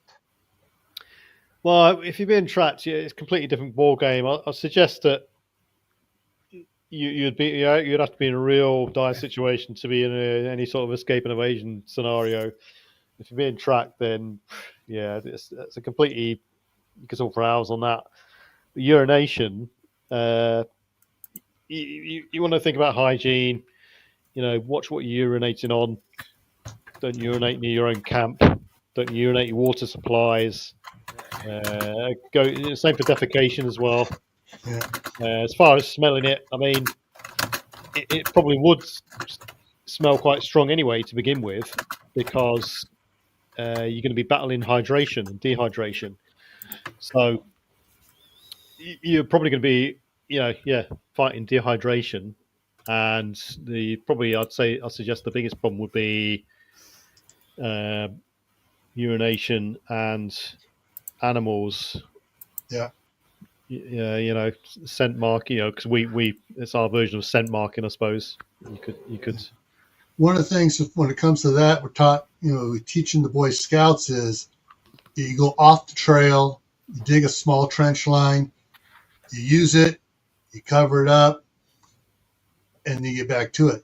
The problem we learned real early when we started getting female adults going out with the scout troops and stuff, because sometimes the husbands couldn't go, so the women would go too. Is women have a totally different aspect when it comes to peeing on the trail. It's not like a guy that we can walk up to a tree and, okay, I watered the tree, And they got, they actually have to have a trench line too. Yeah, sorry, for those that don't know what a trench line is that you dig a trench several inches deep, and you do your business to one end, you cover it up. The next person goes out there, does his business, cover it up a little bit more, and that takes care of it. Yeah, rubbish is going to be a big problem if someone is if you want to cover your trail, you don't want to start leaving a trail of rubbish everywhere where people can follow it. I mean, it's not that hard for someone who's got a little knowledge about tracking to actually track it. It's relatively easy, especially if you're following someone who's an undisciplined group. You can follow them quite easily. It's all terrain dependent, time dependent, and so on. Well, there's that saying, leave no trace. Yeah, I mean, I think that stems from sort of like the countryside code, really, to begin with. I mean, it depends on the scenario where, if the scenario is that bad, who cares what rubbish you throw around? If you're in the look at the disaster zone after the tsunami in 2004 or whatever it was, that was an absolute. you couldn't not make it any worse because there was just rubbish and debris thing everywhere. So it depends on the level of threats, the level of how much you want to discreetly move from A to B without being sort of sussed out. UK Urban Prepper says sanitation is going to be massive, and it's one of the most underprepared thing among preppers. Yeah, I have to agree with that. Yeah. One of the things with Boy Scouts is it's like you pack it in, you pack it out. And if you're in a situation where you need to go and you're using stuff, if you have to leave it there, you dig a hole, you bury it, and you cover the hole back up. And in an emergency survival situation like this, you make sure it blends in so you can't tell that something's been dug there. Yeah. And then sanitation. I mean, it's not only you not only want to be concealed and under the radar from moving from A to B or getting back home or bugging out or whatever it is. You might want to stay as low profile as possible in the house you're in.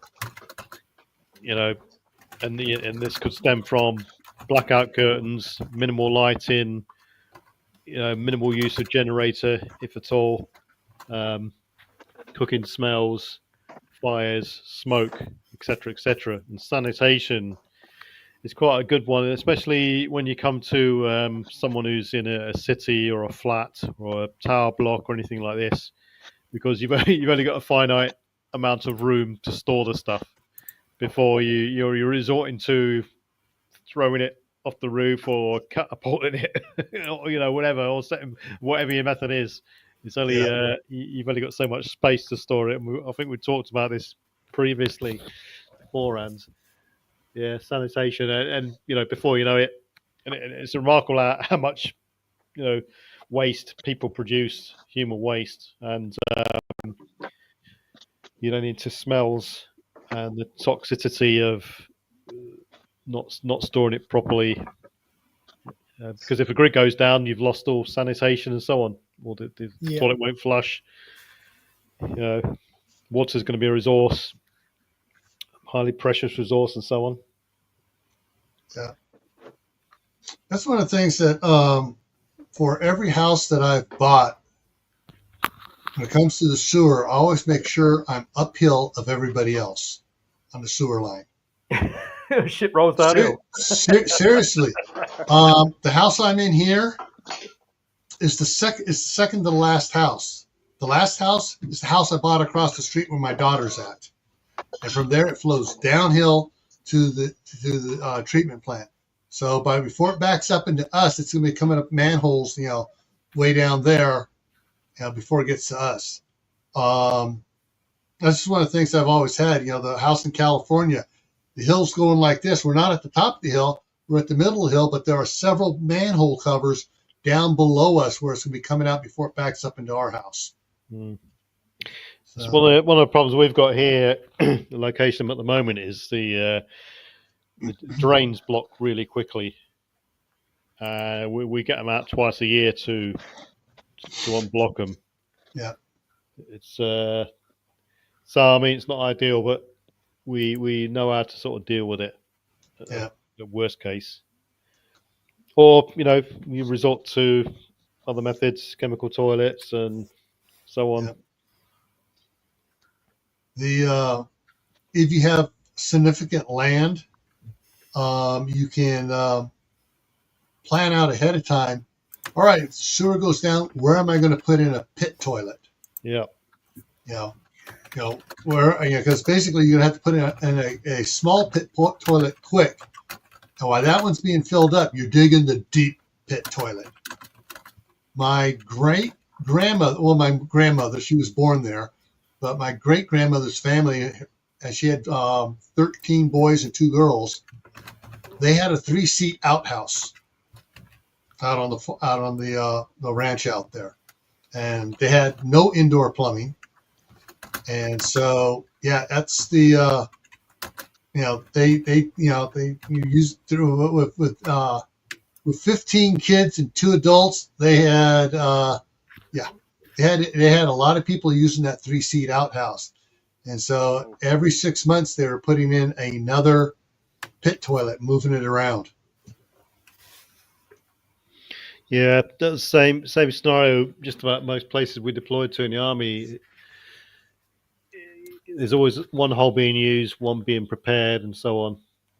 And it normally came down to the engineers, and you make sure it's always downhill from where your water source is at.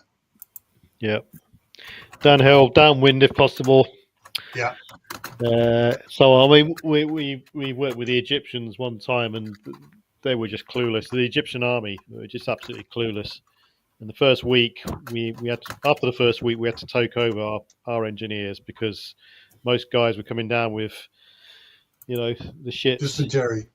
Yeah, because the toilets weren't positioned properly, the dining facility wasn't positioned properly, lack of hand washing stations, etc., etc., and all these elements built up into sort of like the perfect storm for just to take out loads of personnel, for the simplest of drills. But I mean, definitely, trying to stay below the radar and not be attractable is a key thing. Your own location, and it's even down to now. You want to make sure that is stories banding around that don't make your house as attractable as the next house, so you're under the radar in that sort of respect as well. Yeah, security and stuff. Another thing, just going back to sanitation, also remember to have some diarrhea tablets in your backpacks. Yeah, absolutely. Yeah, and because it's amazing how many people actually succumb to dehydration through diarrhea, and it can be mitigated quite easily, really. Yeah, especially in emergency situation. Yeah, if you look at countries, various countries in Africa, the amount of ailments people come down with and people that die just through diarrhea, dehydration and stuff. it's quite staggering the figures really. Yeah. Oh, look at that! This one's got a really dire rear. I was just wondering where the word came from. Diarrhea. You know, diarrhea. Right. Okay. I wouldn't suggest it came from Cornwall. Is that Cornish? Yeah, Cornish. Yeah. Oh, right there. I thought it was more like Somerset. There we go. Diarrhea Texas. comes from the Greek language. Really? You looked it up. I was just starting to look it up too. It derives from the word. It derives from the word diarrhea, whatever that's they say that, which is a combination of two roots. Dia meaning through, and rain meaning to flow or to run. Yeah. Wow, I never knew that. That's amazing information there. I'm just imagining Nico saying, "Hey, Nico, you have a really diarrhea."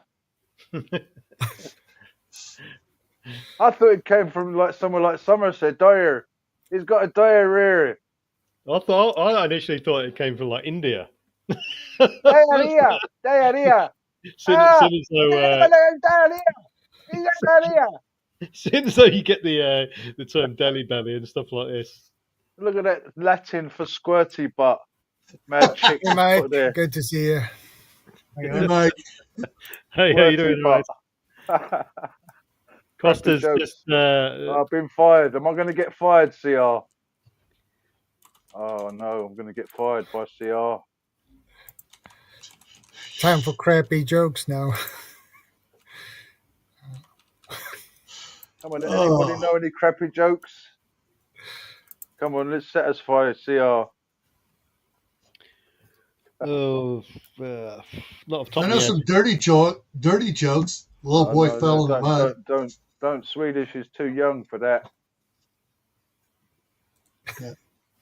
Look, Swedish is keeping quiet. Look. Dirty joke. Yeah, the best dirty joke. You know, little kids' dirty jokes. Yeah, I saw a little boy fall in the mud. The only jokes I ever remember are Squaddy's jokes, and they're not appropriate for YouTube. That's all I'll say. Yeah. I agree. Evening, Mike. Evening. How are you doing? Good to see you, man. How you going? All right. I'm good. All work and no play. So did you know diarrhea was a Greek word, Mike? I didn't. No, it's it's never crossed my mind in the moment, shall we say? I didn't know that either. So the reason why I came that up makes with that two of us. Okay. Well, it's Greek. It's all Greek. Blame the Greeks. I blame the Greeks. Yeah. It's... One thing I've just been thinking there about trying to keep yourself under the radar, not too attractable, trying to be the grey man, this sort of stuff. Is if you could have all these plans of bugging out, evacuation, and you can have a fully stocked this and that. If you find yourself in a situation where your location has been destroyed, there's no chance of bugging out to your evacuation route as planned and so on, and you actually find yourself in an evacuation center with a load of other people waiting for transport to another location, for instance, and you've got your pre-prepared bug out bag and all this sort of stuff, and you've got all your gear, you've got your nice Gore-Tex jacket, you've got your good footwear. Hey, Pete. You've got your smart utility knife and all the rest of it. People who aren't as prepared or who have got no plan whatsoever will be looking at you thinking, hang on a minute, he's got a nice, he's got all the gear there. Where's he going? I want to start following him, or what else has he got in his bag? What else has he got in his pockets? Yeah. So blending in could be no matter where you are amongst other people. You've got to look at what kit you're exposing, how you're talking, how you're moving. You know, your mindset, for instance. If you're in a bunch of people who are absolutely clueless, and you've got all the answers, then you just put yourself in the framework and into the limelight. It's a bit of a balancing act, though, right? Because if you go in grey man, you'd have just a standard size backpack. But if you want all your kit with you, you're going to need something a bit bigger, right? Yeah, I mean, it's for the unexpected sort of circumstances, I suppose. Yeah. I mean, it's good to, yeah. Most people have got to keep it realistic in terms of they're not going to be running through the woods, getting hunted by dogs and all this sort of stuff, or walking around patrolling with a weapon and stuff. It's probably going to be jump in the car, we'll try and get from A to B as quick as possible, or it could even be jump on a train or go to the nearest motel, or they've got out early. Mm-hmm. It's loads of down and dirty scenarios, and probably one of the most things that people have got to consider is either getting robbed, losing their gear, or getting attacked. Really. And that's where earlier we were talking about cargo pants. That's where you can take a lot of stuff out of your get home bag, put it into your cargo pants. That's why it's in pockets around, and someone's not going to take the time, empty that pocket, empty your pockets out. They're just going to grab and run. I mean, one of my my bug out bag, or my EDC bag that I use every day, and it's got all sorts of gear in it. I've got a trauma pack in there, water in there, I've got CBRN gear in there, notebook, pen, and multi-tool, and all this sort of stuff. The actual bag, day sack, I found it in a canal about 8 years ago. It took me about a week to dry it out. Make a video with that bag.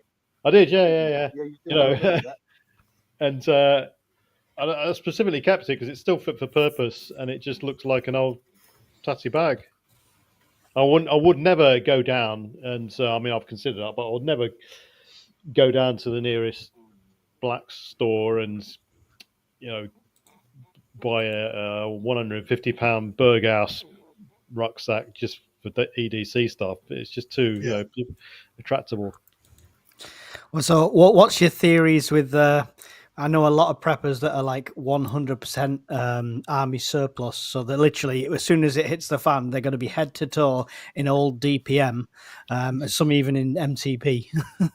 Yeah, I mean, I always say that army surplus is surplus for a reason. It's apart from clothing.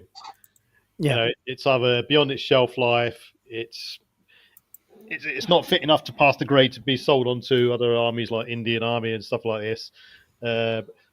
Especially, I don't know, CBRN gear, for instance, NBC suits. You see them for sale all the time. It's just a lot of crap. I would rather buy civilian equipment. I'll give you an example.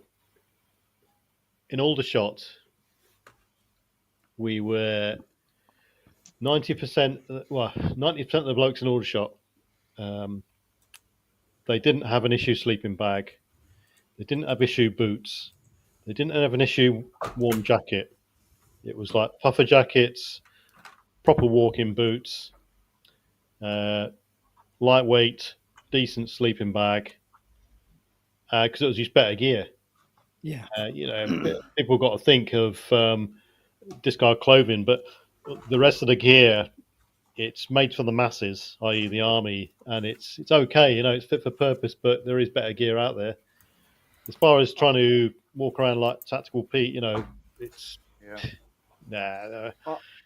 My uncle was Aldershot. He got married down there. All right, it was, Remy. Right. Okay. Excellent. Yeah, I like the DPM. I like the MTP.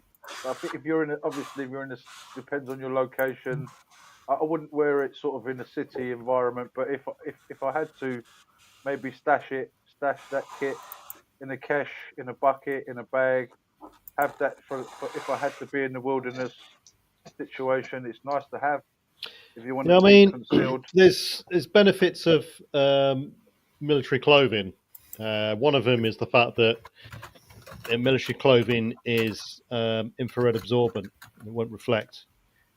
For instance, if you get any sort of night vision scope out with an infrared illuminator and you shine it on any sort of civilian jacket, it will just light up like a beacon.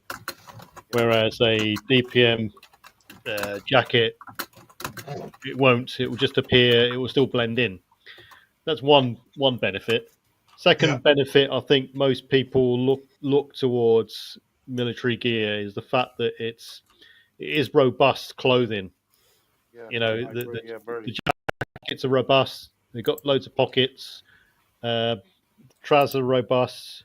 You know, the clothing is actually generally good, but Yeah. yeah, you got to think about the environment you're in to wear it really. I love my You don't have to ripstop. buy. You don't have to buy a surplus. You could buy new stuff that look like new cargo trousers, new. You know, you could buy new sort of military style M65s. Yeah, There's it loads of is. stuff on the market that doesn't necessarily have to be, you know, like you know, in the army, some of those stuff is second hand. You don't have to buy second Yeah, hand stuff. You can buy the new stuff. some And of yes, the I'd rather be caught out with sort of really good material in a SHTF situation. That's why I say to people, wear that now. Start getting used to it now. Start wearing boots. Start wearing cargo pants. Start wearing shirts that are going to last, because you don't know. You know, you see certain people in Ukraine, they just were left with what they were wearing. That's it. mm, And if they managed to grab a bag or whatever, that was it. In some cases, so what you might have on is a first line of defence. I would recommend certain things. If anyone wants a decent Gore-Tex jacket, get an army surplus one. Cheap, very effective, and it works. Like you just said there, Mike, ripstop clothing. Yeah, that's what my jacket is. Yeah. Yeah, Sorry, they work Mike. really good. I've been hung up on barbed wire a few times, and beforehand you're wearing the old windproof trousers, windproof smock. The rip will just carry on going all the way up your arm, all the way down your leg, and you're walking around for the next 2 weeks with gaffer tape holding it all together. The other stuff that I'd recommend getting is which you don't really see a lot of nowadays because of the advancement in sort of textiles, is the old army green woolen jumper. You can still get them quite cheap. I've got. Yeah. You can pick them up, and I think like the real says as well. It's you can get them new even now. Yeah. They're worth having. Yeah. Don't wear it without a t-shirt though. If you're worried about itchy wool. The army, Navy, Air Force. Oh yeah, they ACB, good to see you, man. eBay's a good one for them. Army surplus stores, the army woolen jumpers. Actually, Vinted, I find them. I picked up 2 on Vinted, and I paid £3 for each of them. The jumpers. One was too small. Seriously. But it comes in handy for Mrs. Urban Prepper. But one was perfect. The only weird one was the one that fit me all right. Somebody had replaced the buttons with black naval buttons, which I found really odd, but never mind. £3, that's a bargain. That's good, yeah. Yeah. Another one I would recommend, but you don't really see a lot of them now because they're getting old, is the Austrian trousers were made of wool. A lot of bushcrafters like to go for those. In fact, funnily enough, KF shirts, the old army, British Army shirts were made of wool. Itch like buggery, and they gave you a rash on your neck and stuff like that. But if you wear it underneath, something underneath. I had one of those shirts, and the jacket. They had these kind of jackets as well. That was a similar type. Even worse, it was even more itchier. Also, Norwegian Army shirts. But clothing, there's some bargains to be picked up with clothing. Definitely, it is robust clothing. Anything else, I wouldn't touch with a barge pole. Not any other gear like boots. I wouldn't touch. I wouldn't wear secondhand boots if you gave them to me. No way. Yeah, good boots is a definite thing to have. Good boots and don't just have one pair or two pairs. Here, have 3 pairs. And please break them in. Yes, yes. Yeah, that is a good idea to do. Thanks, Mike. Your expense. When it comes to clothing, wool clothing specifically, I don't know if they sell it over there, but there's a company here in the United States called Pendleton. Pendleton wool is really high quality wool. It doesn't itch. I grew up as a teenager wearing Pendleton wool shirts when I lived up on the north rim of the Grand Canyon, and yeah, those things are just absolutely soft, comfortable.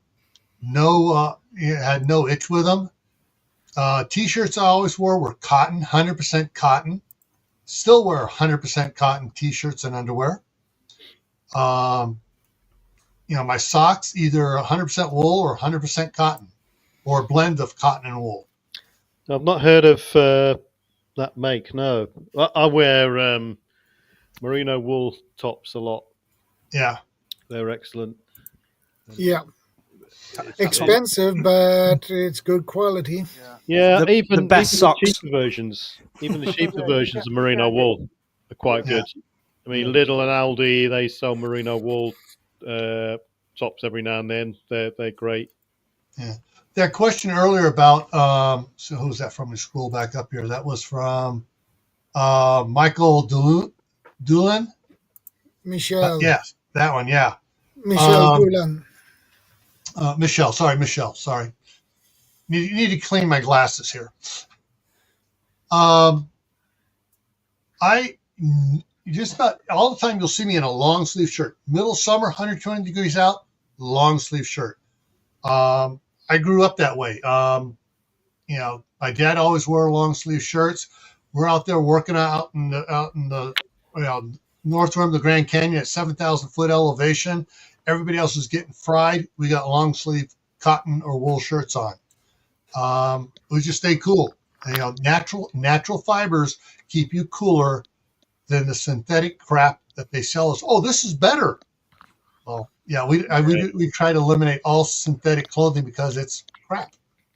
It's like I forget what the make is.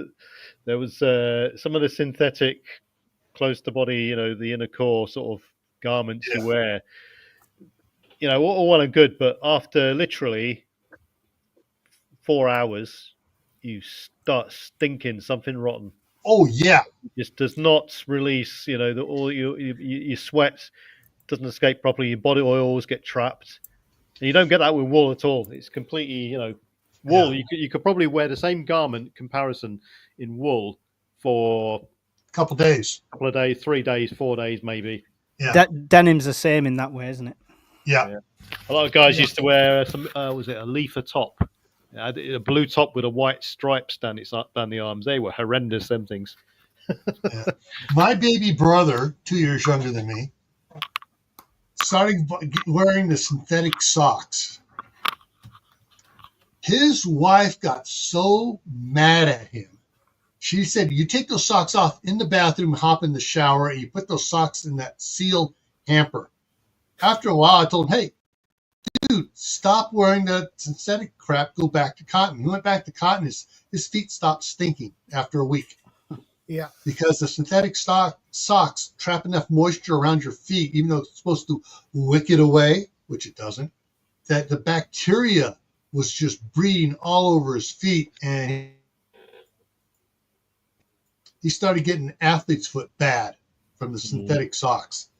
And it's like, no, get rid of the synthetics, go to cotton. It'll keep you cooler in the summertime, keep you warmer in the winter. It's just, it lines up with stealth tactics as well. If people can smell you from a mile away, that's an issue. Oh, yeah. Definitely. They can smell my brother 10 miles away. I was also going to add as well, in your kits, also to remember to put something for your feet, blister kits, stuff like that, because all of a sudden you might find yourself walking distances that you're not used to.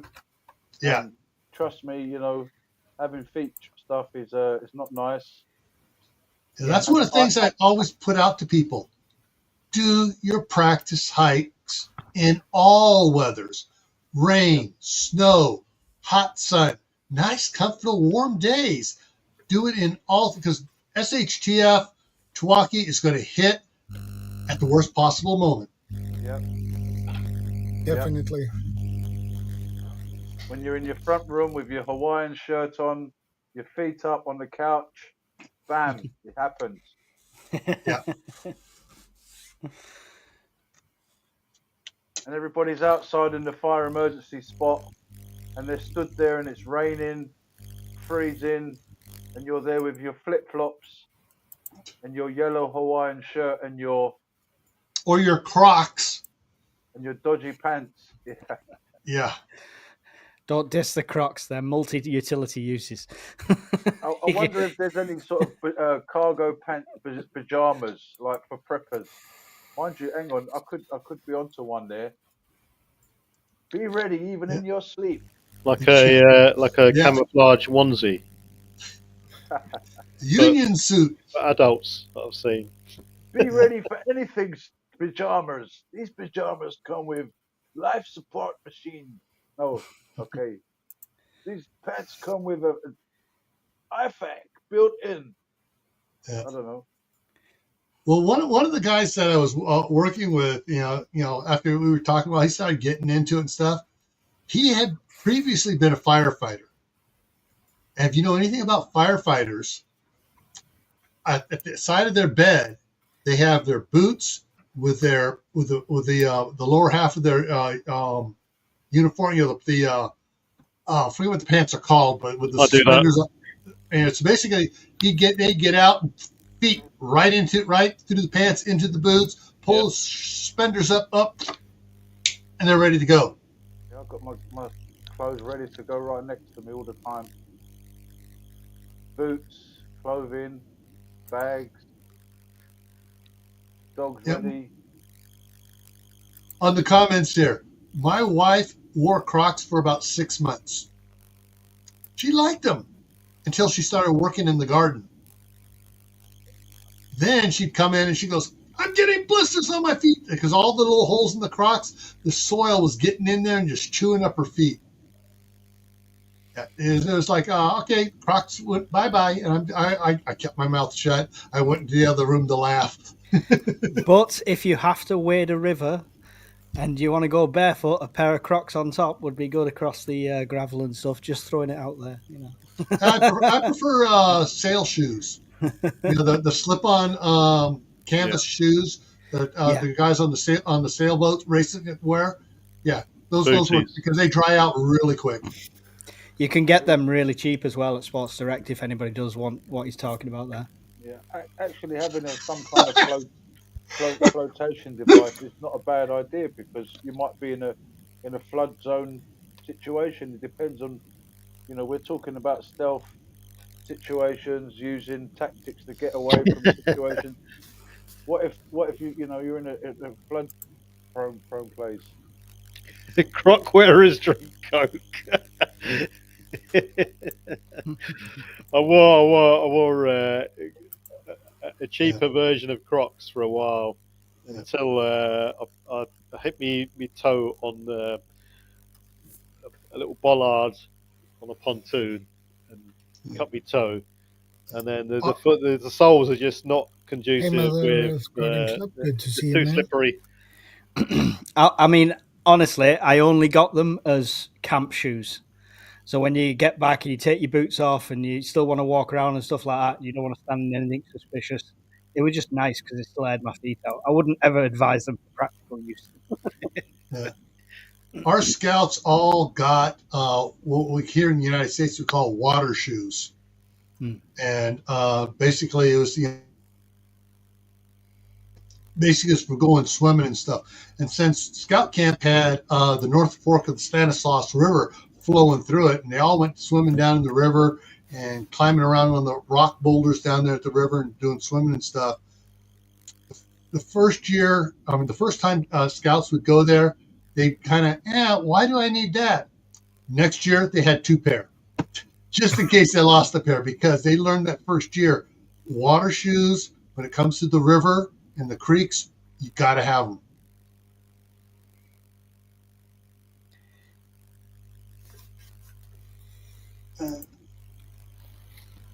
Yeah, Bob If you knows what kayak, you know water shoes. Bob knows what he's bugging out in there. Look. Oh, Bob's comment. Oh. Well, Bob, you would stick out like a sore thumb. Or he'd blend in San Francisco. I think he'd be tripping up. I think he'd be falling Maybe. over everywhere. I think it'd be funny because if he tries to run, you know, he'd be tripping up everywhere. And what if they break the high heels? He'd be in trouble. At least he's his own walking tradable commodity, though. Oh, God. Yeah.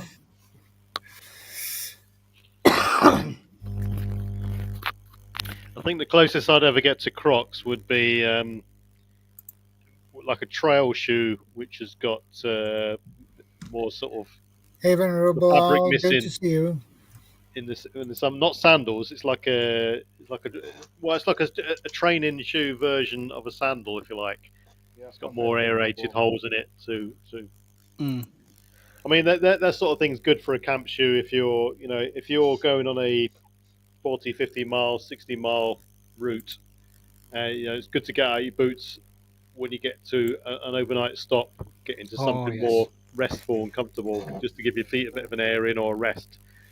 I can testament to that. Yeah, definitely. Yeah. have a good water type bag in your kit as well, so that if you want to make your bag into a flotation device, you can use it to get across rivers, get through perhaps get out of a flood if you have to. Yeah, the waterproof bags that you can roll up and seal, they can capture a lot of air and work like that. They're real. I've been looking at a couple. Yeah. There's Aldi Lidl do some good quality ones of those every now and then in the spring and summertime. I've got some, and I was quite impressed with the actual quality of them because I've used them for canoeing and sailing, the proper expensive ones, and these were just as comparable, and they're like £15-20 each. Or, a good solution would be to have some sort of day sack or bag that's got shoulder straps on it as well, but they're a bit more expensive. Yeah, you want to keep your clothes dry. You take out the dry clothes. Worst case scenario, you use your tarp or your basher. Classic, proven, tried sort of method. Yeah. Oh, I just had a thought come back into my head. Back when we were talking about the backpacks and stuff and everything else and standing out, there's something that's popular in the United States. I'm not sure how popular it is elsewhere. It's called a fanny pack. Just a little pack that Ooh. Yeah, so there you go. Yeah. I used to use them years ago. So all the kit goes in there, and then fold it up. And this, not just waterproof, it becomes an excellent flotation device. You can even see I've only folded it 3 times there, and you can see how much air is trapped in it. Yeah, I have a couple of those myself. Those are good. Really nice. They're also good for putting something that's crushable in there. So if you trap the air in it, it will sort of provide a buffer zone to stop it getting crushed. Sorry, Jill. You were saying about fanny packs. Bum bags. Generally, they're small enough that you're not going to draw attention to you. And I know when we used to go to Magic Mountain and Marine World and stuff, my wife got some for us because we had the kids with us, and they had 2 water bottle holders. We wouldn't wear them up, to the back. We'd turn them around to the front, so they're right here in front of us, and they're very less observable being in front. But yeah, you can. That's something. Trade says there. The word fanny is something different in Britain. You can't say fanny pack in Glasgow. We call them bum bags. It's a song by What did you say, Jimmy? and one of the lines in the song is called "Fanny Snatcher," and in Britain everyone thinks, "Hey, you are." Yeah, someone told me that because in one of the books I was writing, she was reviewing. She goes, "Oh, in England they're going to take offense to that because it means some part of a female body." Yeah. But yeah, in America they're marketed as fanny packs, Yeah. because us it's your back end is the fanny. Yeah. Just like Daryl there, he's having a fag at the moment. Yeah. He just was. Yeah, when I grew up, that word meant a little bundle of sticks. Yeah, exactly. How did you know that, PV? I could smell it from here. Oh, gosh. I smelled him. Just like Oh. what was I going to say now? Yeah, fags. In back. Sorry, Bob's comment just got me. Sorry. All right, what did he say? That means a growler. Growler. You want to see me growler? That ain't Kelly. And my dad, they used to call the home rolled cigarettes. Used to call those faggots. Yeah. Back in 13, 14, 1500s, a faggot was a loosely tied collection of wood or gorse. Gorse faggots were used to light bread ovens because they were so resinous and full of oils and easily lit. Well, now it's a Welsh delicacy. A pork faggot is a ball of meat. Mr. Brains. Meatball. Mr. Brains faggots. Yes. Yeah. Yes, So I remember them. words have different meanings in different cultures at different times. Yeah. I agree with that. It doesn't matter. We're all still blacklisted off YouTube now for that whole conversation. Demonetized after this, Shadow. We are not doing any derogatory remarks towards any group of people. We're talking about the historical meanings of certain words. That's it.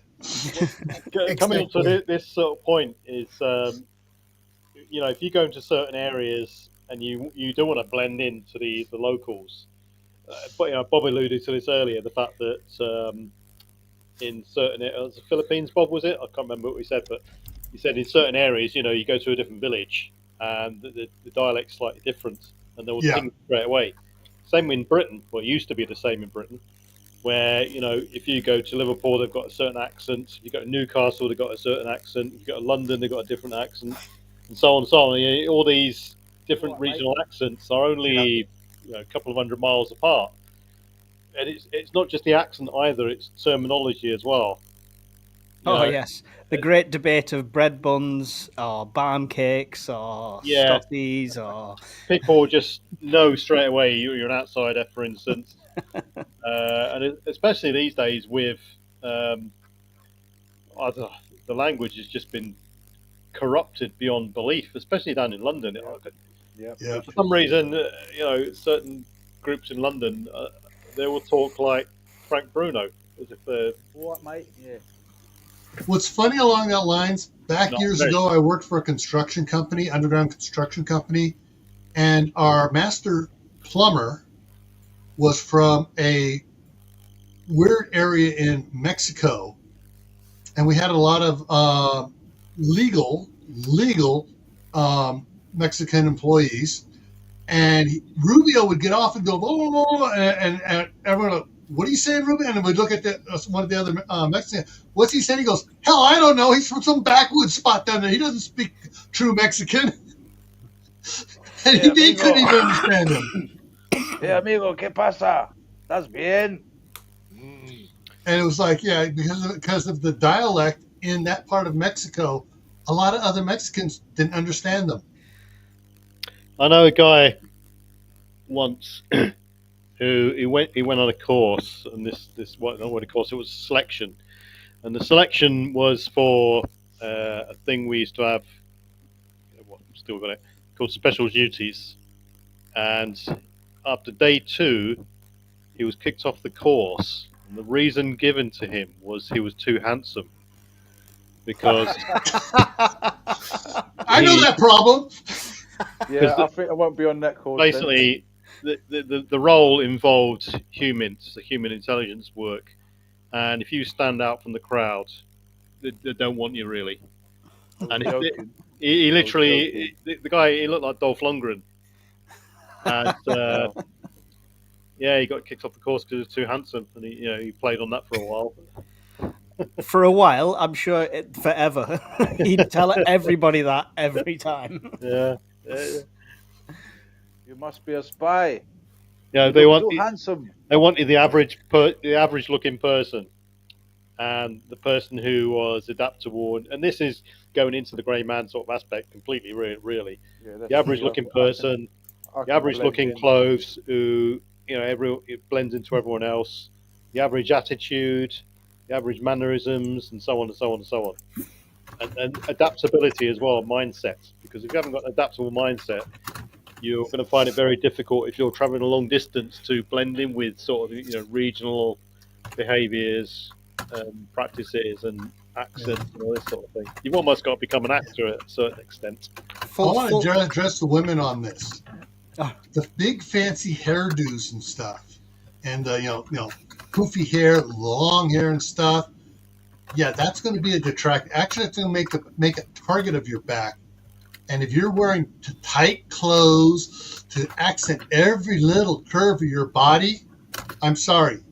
That says, "Ooh, I'm sexy. Come take me."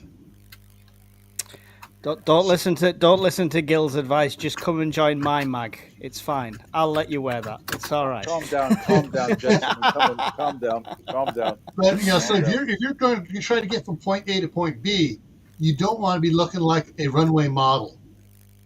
Yeah, I mean it goes back to of Owl's just said about the presentation of stealth tactics, but I mean you can't exactly change your looks that way. Is too handsome going to be an issue for being grey man? I mean, not for me, obviously, but for other people. I suspect not for all of us. To answer Venerable Owl's thing, going back to what this path stands for, it's routes of travel: primary route, alternate route, tactical route, hidden route. And personally, I don't like that acronym. I think every route should be tactical in one way or another, and you should have more than just those type. You should have multiple routes that are primary routes that you take all the time, different ones same day. Not just for emergencies. You should have multiple routes for your things. So you don't want to be predictable in what you do. It's in normal life. More survival. Good to see you again. And if you do happen to be in a city, carry a small A to Z, or the equivalent wherever country you're in, because you might not call it A to Z in America. It's interesting how you see the behaviour of people who have been convicted and sent to prison, and how they don't want to stand out, how they want to blend in, and their behaviour. I mean, the way you dress isn't going to be an issue because everyone would probably dress the same. It'll probably be, what ethnic group you're in these days, depending on which side you get drawn to. But you keep your head low. Not I've been speaking from experience or anything, but I think people get the gist. Yeah. I remember going on holiday as a kid, and I was sort of doing a little bit of work for my uncle, and he had a restaurant, and I was in Greece for a few weeks, and I was already quite tanned, so I looked like a local, being Greek. But although I was born in the UK, one of the head waiters came in the restaurant and said, "Hey, in Greek, you've got some of your people here." And I said, "My people?" He said, you English, come, we need you to speak to them, because they couldn't speak English to get their order. So I was a little kid, I think I was about 12, and they come outside, and there was this English family with their friends there sitting around the table trying to make an order, but the Greek guy couldn't speak English, so he brought me outside to speak to them. Anyway, they looked at me, they were laughing, looked at me, and I said, "Hello, everyone. and they started laughing because they heard my London accent. I went, you're from London, and it was all it was very funny. I got a big tip after that as well. I took their order and gave it to the waiter. That was fun because I was like blending in, and then they looked at me as if to say, what's this little kid doing here? What's he gonna do? And I started speaking English, and it was like I was a clown or something. Ah, look, he speaks English. So yeah, I'm from London. It was really funny. So using something to your advantage, blending in. You know, in some cases, I was on holiday in Spain, and you know, some people behave badly when they're on holiday in Spain. I mean, you got some British people, some German people going there. You know, just having a laugh, drinking, and whatever. And I was like, I'd be blending in. I don't know them. I'd be like acting Spanish, or I'd be acting Greek if I was in Greece, because you get lager louts everywhere. Yeah, if you're trying to blend into a certain scenario, and someone's pinged you, you've got to have another alternate plan to get yourself out of that situation, because an outsider can be viewed quite badly in many scenarios.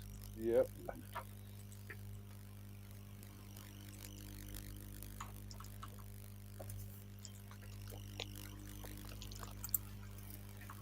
Yeah, I just subbed to Venerable Owl too. So. Yeah, he has a great channel. In fact, one thing that's come to light recently, that grey man, is the type of vehicle you use. I mean, how many people at the moment who have got a Tesla are parking it in a certain place, thinking that something's going to happen to it? I saw someone took a Tesla, and they got the glue-on lettering for a Toyota and put it across the back of it. All right, to pretend it wasn't. Yeah, I think so it's funny. Excellent cars, but I can't afford one, put that way. Yeah, but another example of singling out and targeting certain vehicles because they think there's a certain type of person driving it, or it represents something that they don't agree with, etc., etc. So yeah, the choice of vehicle can play a big part. So I'm fully grey man in my Chinese electric vehicle, then, yeah. Have you got a BYD or something? Is it? I've got a BYD, yeah. Right. But you'd never think a prepper would be in it, right? I've just actually seen a video today of one of these BYD vehicles, and it was I thought initially it was a brand new Range Rover. It was just like an exact copy, and it went into this river, went around the river out of its depth. It floated and was going along electric, and then come out the river, no problems at all. It was unbelievable. Yeah. Mine's the Atto 3, which is the 4x4 style one. Right. So this is whilst Britain and most of the West are scrabbling around, fighting with each other, and getting into disarray and arguing about all sorts of current issues that I won't mention. China are advancing, and they've got all the skills, the production facilities, the know-how, the engineers, and they're just cracking on with things. If you go to China now, or you see what the state of the situation on the ground in China now is, they're 30 years ahead of us. It's just unbelievable. Just we're going backwards, they're going forwards. I mean, BYD, when it first came over here, people are like, what's that? And I still get them looks like people trying to figure out what car it is because they don't recognize the badge or the shape. Right. But obviously it was down to like a lease thing through work. That's the only reason I've got it. It's an environmental thing that work's doing. And it was the choice of that or something really small. But because I've got the kids and stuff like that, I wanted something bigger. But I did some research on it, and the battery in it is better than the Tesla batteries, as in it'll last hundreds of years over like the Tesla ones will run out in like 20, 30 years. They'll have to be rechanged and replaced and what have you. And it's just so much more tech for such a smaller price. It actually is unreal. I mean, I feel sorry for people that have paid through the nose for a Tesla.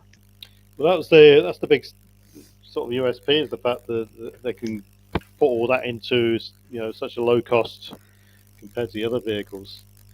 The big percent, I think, what puts people off still is the fact that it could have some sort of Trojan element to it, where the Chinese can remotely listen to you, shut it down, spoof it, or whatever. But yeah, Well, that is a problem over in China. yeah, They some corporations that sell the cars and stuff. If the person doesn't get an extended warranty, they turn it off. yeah. And there's things where they're blackmailing people to buy extended warranties and stuff like that. Like where here in the U.S. we just get the spam phone calls. Yeah.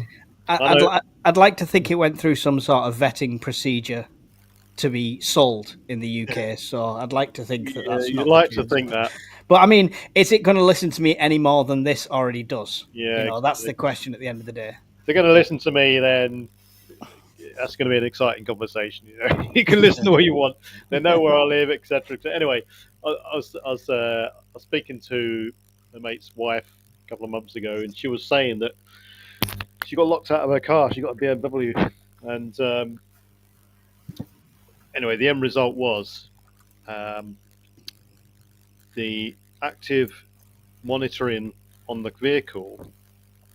When she phoned up through the helpline and so on, they were able to remotely unlock the car by satellite. Wow. Handy and scary all at the same time. I mean, this sort of technology was been available since I went to Canada in 1990 something. 1990. Must have been about 1993, 1992, 1993. Hired a vehicle, and it was like a little people carrier type thing.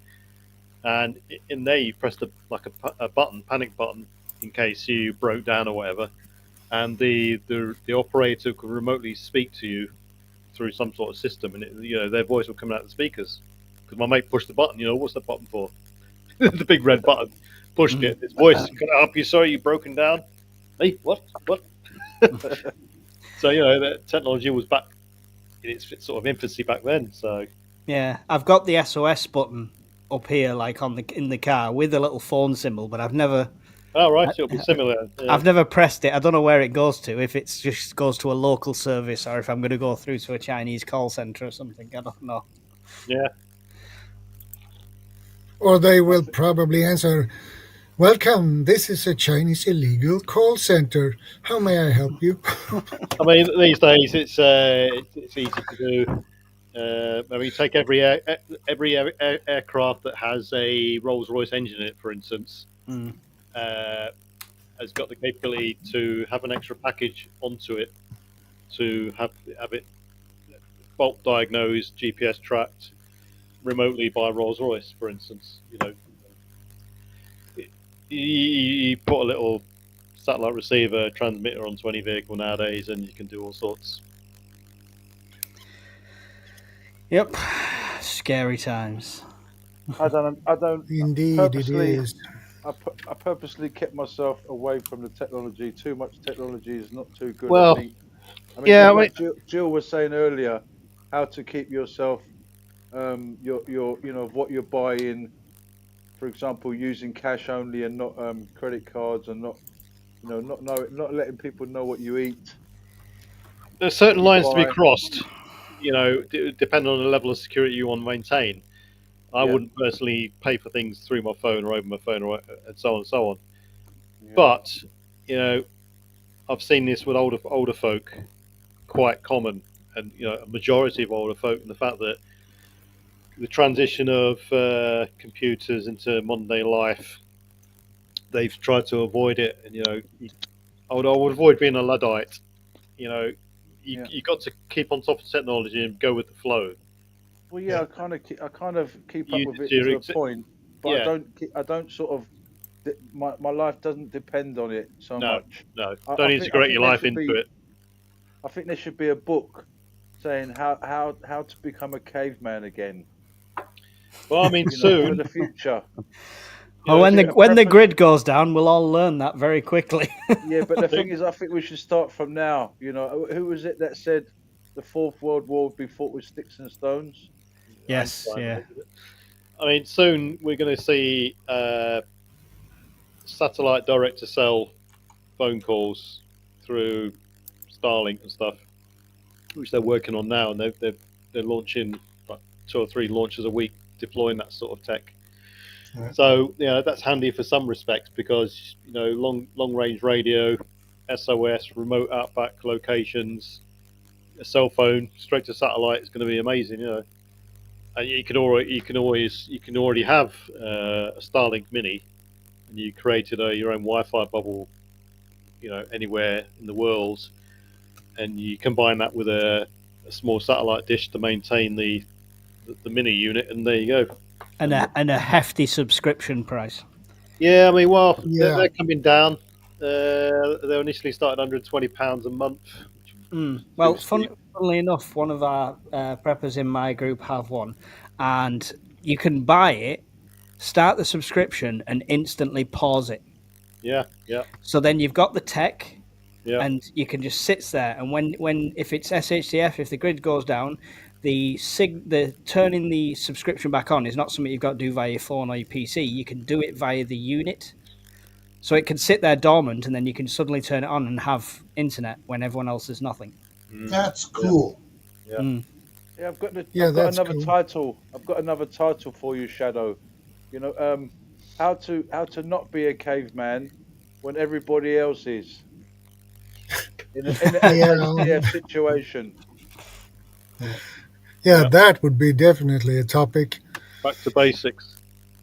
All right. To answer Scottish Prepper's question back on the 44 lever action rifle, a little bit more than what I did in the chat, it has an advantage that the 44 caliber rifle takes the same cartridge as the Colt Peacemaker pistol. That's an advantage right there. But it puts out, because it has the longer barrel, it puts out a higher velocity round. The same round comes out faster out of the rifle than it does out of the pistol. That's why I have a 30-30 lever action, and I have a 30-30 rifle. Pistol. So I can fire the same ammunition out of both. My son has a couple 45-70 rifles. He's looking at getting a 45-70 pistol to use the same ammunition in both. Probably is not as relevant over here because of our pistol laws. Yeah. Well, we have the same issues here. Yeah. Right, Shadow, that's me. My time has come. Yeah, I know. As usual. Yeah, Always good to hear from you and speak to you. Yeah, no worries. Just message us. Right, catch you all up later, and see you later, Mike. See you, Gil. Shadow, Daryl. Yeah, I'll see you later. See you later, PB. Everyone in the chat, and good luck, folks. Mel Sibley, yes, it's like the 357. You use it in the pistol, or you can use it in a rifle, and that's, to me, that makes it more versatile for your ammunition, because you got one round you can use in two different platforms.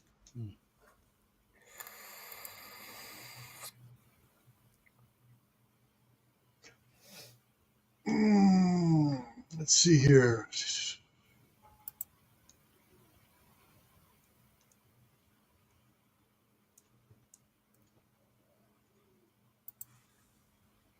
Legally. I like that. Legally.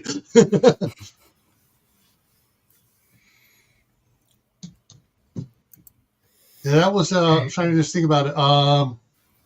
FTB TV was talking about this company made a AR platform rifle for a country that they don't allow that the civilians can't own 9mm because that's considered a military round. So they made it in 308. No, sorry, not 380. 380 and 380 semi-automatic pistol round for it. But yeah. Ask a question if you've not already answered it. Sorry, I missed the early couple of hours, but the topic is how to be a shadow, stealth tactics using Path, obviously. Yeah. How do you combat taking small kids along said trails to bug out locations? Train them beforehand. Steve at Corsair Trainers did several videos when he moved to his new house where he went out first and scouted the area, then took the kids out and played games with them. All right, I spy with my little eye, and the kids have to look, see what he's doing. And he's being a Marine, he's taught his kids a lot more than most people do. But yeah, he's teaching them about situational awareness, maintaining low visibility to others. Just being the gray man as little kids, which is kind of hard for kids to do. But if they think it's a game, can I be hidden in plain sight? Yeah, you'd be amazed how good kids can disappear in plain sight. Oh yeah. I might have to experiment with that one next time I take the loud boys out. Yeah. Oh, you also got to take rewards with you. You get fed tonight. That's your reward. Yeah. Whoever can be quiet for the next 5 minutes without making a lot of noise, you can ask a question, but without making noise and asking the question softly, you get a can, or you get a Walther's hard candy or something like that. On that note, I'm going to say goodnight, everyone, as well. Thanks for having us on Shadow. Okay, no problem. Always good talking with you and talking with you, Jill, Mike. It's good to see you again, Darylove. Everyone in the chat, God bless you all. Everyone on the panel, God bless you. Take care. Have a good evening. Be vigilant and take care. God bless. Take care. Take care. Take care too, dear love.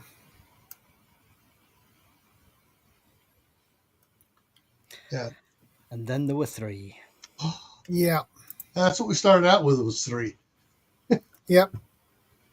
Yeah. The traveling as a gray man, as we talked about in the very beginning, for those that have just come in lately, is it's not wearing a gray hoodie, and unless everybody else is wearing hoodie. In the fall in California stuff, a lot of people wear hoodies. So wearing a hoodie, you blend in. If you're in the San Francisco downtown business district, a lot of people wear suits.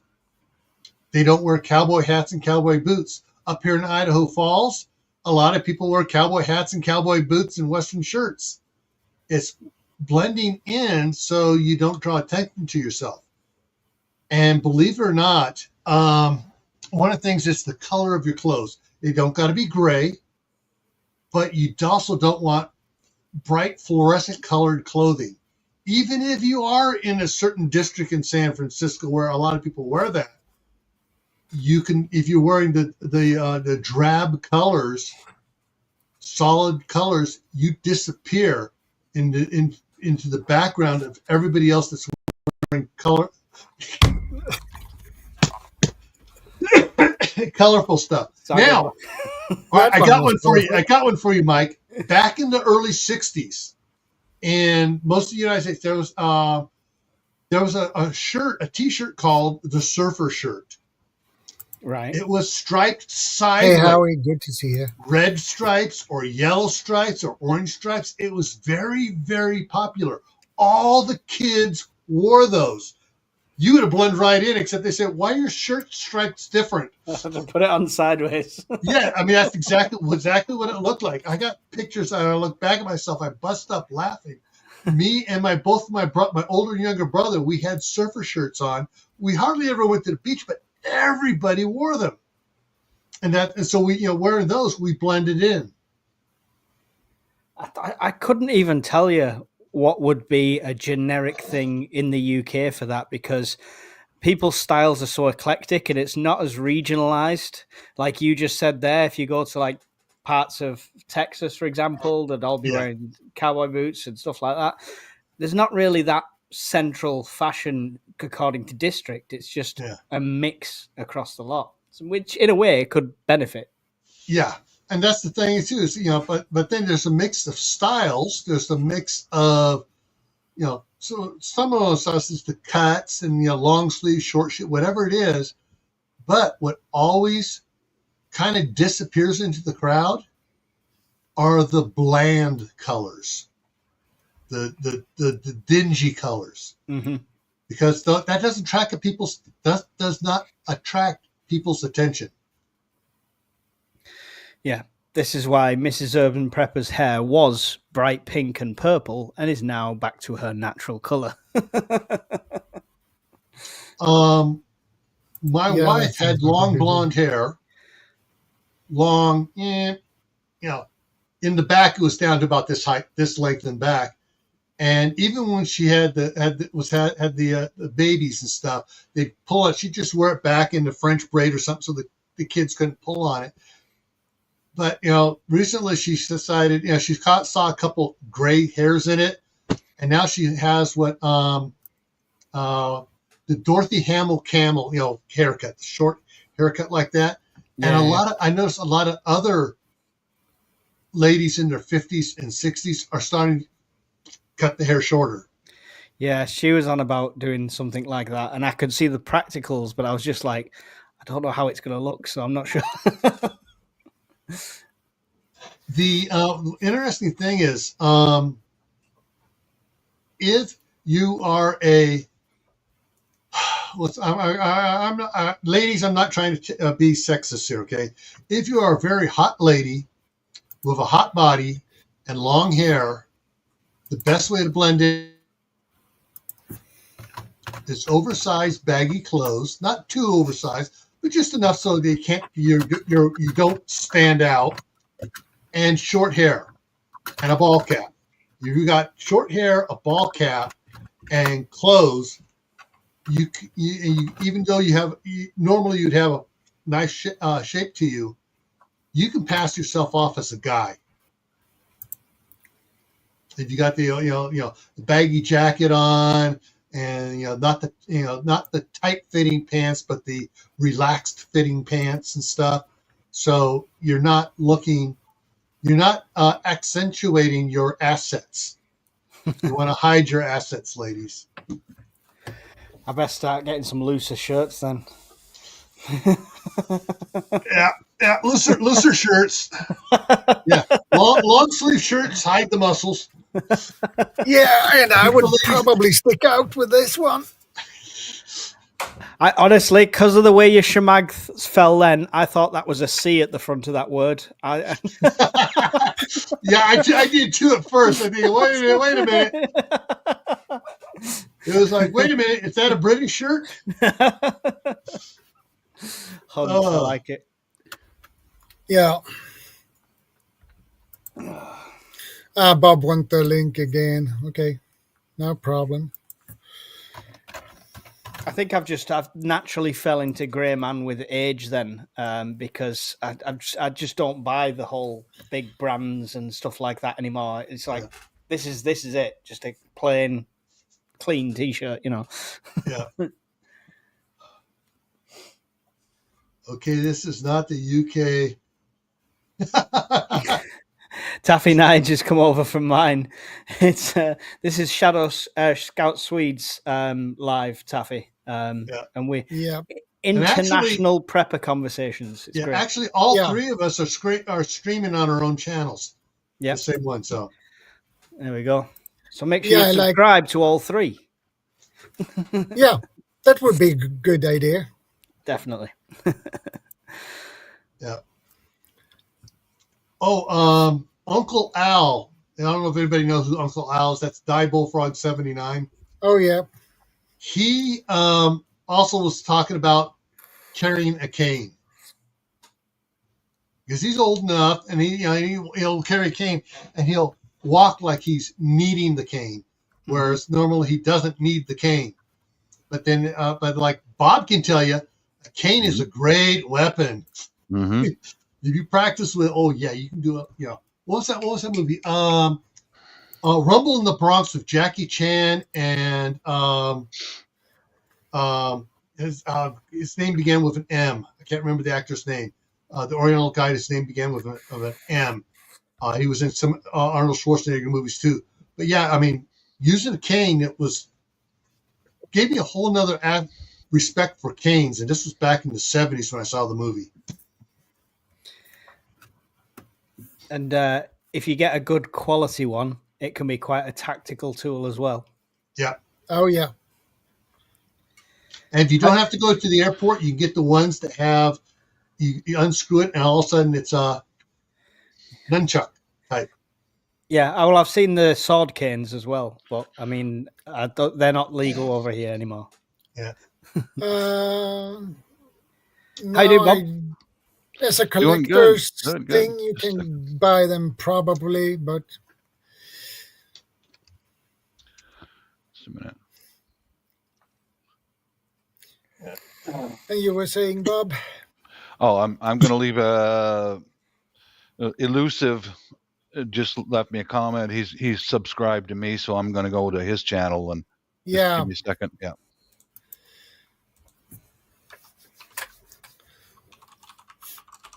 All right. That's why I like to have this, so people can co-streaming if they want to. I like this function, actually. Yeah. Here we go. Okay. Connected with you there, Elusive. Here we go. Left you a comment. Okay. Oh, well, what? A cane? Yeah. To me, one of the best weapons you can get is this right here. That's a garden hoe handle. That moves fast, man. If you get your hands fast and flexible, you can waylay the crap out of somebody before they even know what's happening to them. You know. Yeah, it's the reason I upgraded the kitchen sweeping brush, because it's a solid wooden handle. And there's a company called Raven Forge over here that like forge their own knives and stuff, and they've made a survival knife, it's made out of a single piece of metal, but the end is perfect to mount and put a bolt through for a spear. Good, very good. Mm-hmm. And that's my latest Temu purchase. I don't rate Temu, but that's the best thing I've ever had from Temu. That leather sheath. Right on. Remember, I was talking a couple of weeks ago. I needed some leather work doing because I couldn't find something to fit this. But I thought, I'll just give it a chance. It was like $12. So I thought I'll give it a chance, see what it comes in, and it's so heavyweight and it's really good quality as well. Right on. That whole kit you've got there is nice. Yeah. Yep. Bingo. Yeah, Mike has a lot of nice stuff in gear. I know, and much to Mrs. Urban Prepper's dismay, she's like, I managed to convince her to commandeer one of the rooms upstairs because it's a 3-bedroom house. We technically need 3 bedrooms, but we're squashed into 2, so I've got a prep room. I said, if I do that, everything will be gone. So I did that. I filled the prep room, and I looked down here, and I thought, I've got much more space now. I can get more stuff and fill it up. There you go. Why not? Yeah. Mm-hmm. Oh, I'm married too. I know what it's like. You got to walk that tightrope to keep the wife off your back and then also get things accomplished. Yeah. I bought all these preps, but I also got you a present. Yeah. In fact, I do just that. I bought a potted daisy for the outside garden, you know. Here you go, hon. Here's your little bribe, you know. Yeah, don't look at what I've got. Just Yeah, there you go. Thanks, hon. Yeah. But she's getting on board. Mother's Day, I got her first multi-tool, so she's right on. She's starting to learn. What kind of multi-tool did you get her? I'll admit it was just a budget one, like an Amazon budget one, you know, just try this before we invest heavily in a Leatherman. Yeah, that sounds like a good idea. Yeah, I'm reworking. I don't believe in bug out and run into the woods and we'll survive. No, dude, I hunted for many, many years. You will starve to death. Period. You're going to die, but I'm reworking my stuff. And this is a little knapsack that, okay, in my area, we've already had radical behavior. I live in the Seattle area, and this is going to go on both my wife and my back. It's just a little civilian knapsack. It's nothing special. And fill that up with dried fruit and beef jerky and some water so I can kick holes in the back fence and she and I can both just scoot out. And we've got locations already chosen. So where she and I can squat down, sit down and shut up until the danger passes. But yeah, I chose the most budget little knapsack. It's not even a backpack, But, That's cool. I mean, that's what bugging out should be, like a short journey to somewhere predetermined. These people that throw a backpack on and they've never walked than 5 miles in their life, but they think they're going to go out to the wilderness. Yeah, I remember years ago when I first started getting into prepping channels, and so many people, oh my God, I'll go out there and I'll go out and live off the land. Not for long, dude. Good luck. Good luck. Yeah. I'm sure there is people that could. Don't get me wrong. I'm not going to jump on anyone's back. I'm sure people could, but it's just not realistic if you've got a family and things like that. In their 20 years ago, I had a much better chance. Now I'm over 60 years old. How long do you think I can carry an 80-pound rucksack? This rucksack right up here is set up 20 years ago. That's my old rucksack. Alice pack? Yeah, Alice pack from back when I was in the Air Force. And okay, it fitted me great then, but you know what? Now I'm over 60 years old. You think I'm going to be able to haul that around? Not for long. Not for long. And so this is what I'm saying. You've got to adjust with your age and your health and all that. You've got to make adjustments and be flexible. Yeah. And the older you get, you don't have the same strength. That's a fact. When you are in 60s, 70s, you don't have the same strength as you were when you were 30. Tell that to Arnold. He's still pumping iron. Yeah. But the older you get, the more important is you build up the strength because you lose it. Yeah, and like Bob says, it's adaptability, right? I know somebody who's a prepper who his plan is to bug out, and he quickly realized the similar sort of thing with his kind of backpack. So now he has a little pulley, almost like a little what you move furniture with. Yes. Yeah. And he's got that with some like decent size off-road tires, and he can pull that for a lot further than he could ever carry a backpack. Yeah, you can see on my channel, I made my own bug out cart. Yeah, I took a 3-wheeled baby stroller and made it into a cart so I could throw stuff on that, which was appropriate for where we used to live. And now we've moved to another area, and it's like that's going on the shelf. That's not part of the plan anymore. Yeah. It's weird how much you have to adapt for other things if needed. Yeah, do. Yeah. Yeah, your location is everything, because now we live in a suburb area, and we've got a lot more eyes on us now. Do you understand what I mean? That's why the bug out cart, it's not a good idea, because if I'm seen pushing down a bug out cart with that rucksack on it and on and on and on, bingo! Look at that. There goes those 2 people with all this food and water. Could you get yourself an old shopping trolley and make a cover that's covered in old tin cans? Make it look like a homeless pushing a trolley. You're going to make a lot of noise, brother. I've tried. If you listen to a shopping trolley going across the parking lot, yeah, I know. Yeah. I pull them almost daily in the work. You're muted, Gil. Gil. when I have to move them. You're muted. Gil. I was coughing, so I muted it. All right. Okay. Didn't want to blow everybody's ears out with my coughing. So Caitlin's Drain has a collapsible, portable little cart she uses to go to the store. Mm-hmm. And with the rubber tires on and stuff, so it folds up fairly small, but she can pack a lot of stuff into it. She's in an apartment. Yeah, I mean, that would probably work for you, Bob, because that just looks like a shopping cart. You're just going shopping or something.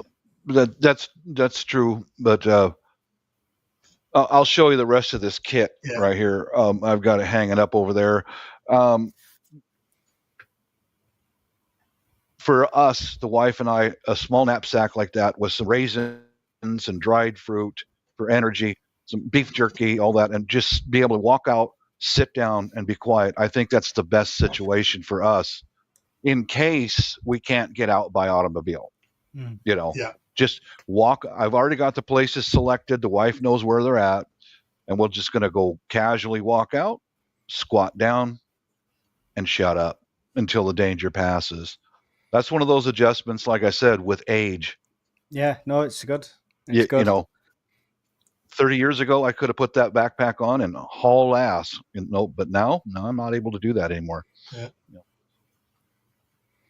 I'll grab a little bit more stuff here in just a second.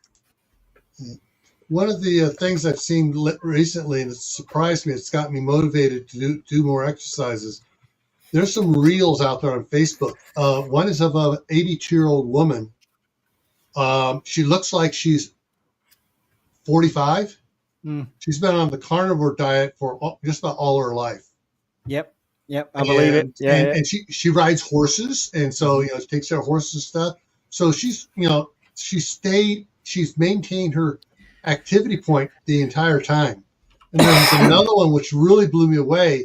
There was a 91-year-old woman doing gymnastics on the parallel bars, and as she's doing it, it's like, holy crap. And she does it all the time. When she got older, she didn't dial back her activity.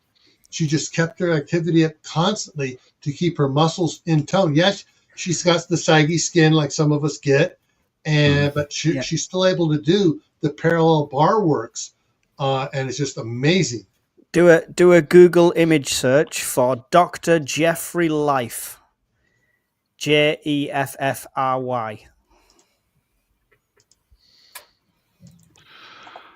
The big life changer for me was cancer, but I've got cancer in remission right now. So I had to rework everything, but this right here is an H harness with, we have firearms here. That's my standard sidearm and some extra shotgun shells, speed loaders, a blowout kit in the back, a holster, all that, all subdued colors.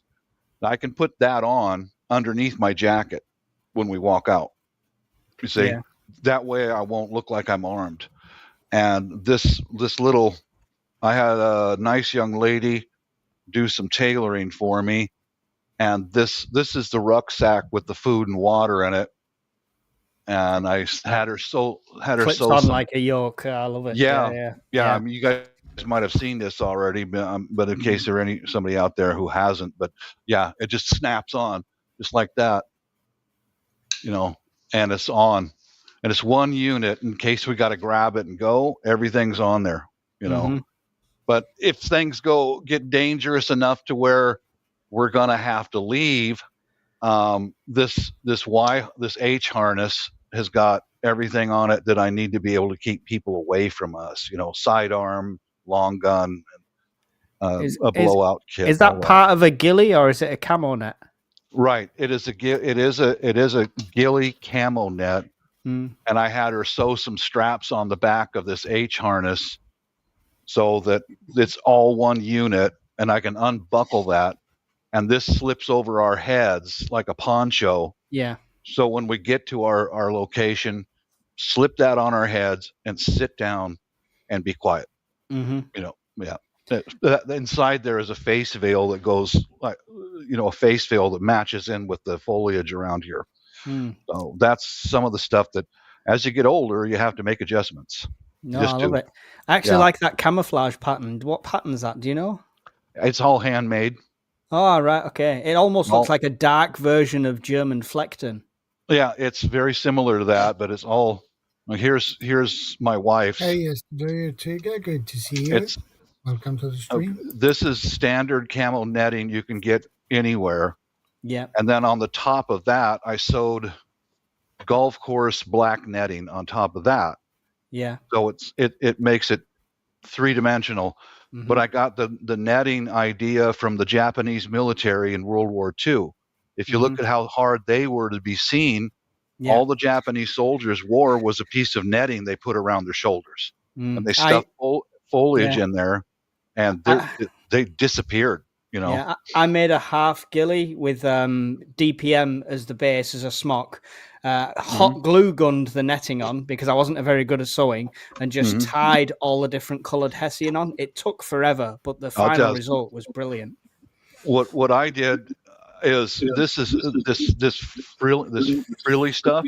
It's all yarn, just different colors of yarn. Yeah. It took a long time to order different colors of yarn off of Amazon and match it up with the local foliage, the colors.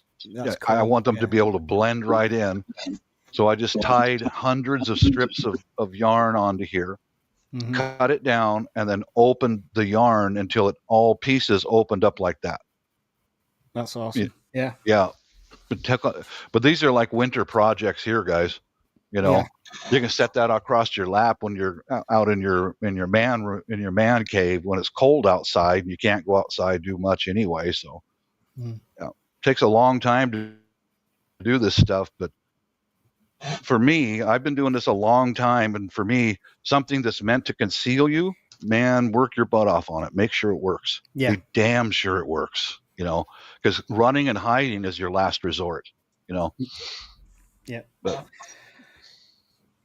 that's cool. I love that rig. Good setup. Yeah, it's really nice. I just try to share anything with you younger guys. That's what us older guys are here for, is teach you young guys, you know, what works for me. Here's an idea, you know. Yeah. Yeah. Because when I did the ghillie, it wasn't actually for prepping. It was for airsoft at the time. And I did it where the front was all padded. So it was like, so I could crawl without damaging the material. So the ghillie was just on the back. But yeah, it took a while, but well worth it in the end. Yeah. You found him. I found him, 85 years old. Yep. And he looks like that. Mm-hmm. I mean, like... It's weird because you see him in a suit and you can only see his head and he just looks like an old guy. You know, that's the ultimate gray man. Yeah, absolutely. That old guy could kick your ass. Yeah. I wish I looked like that underneath. Yeah.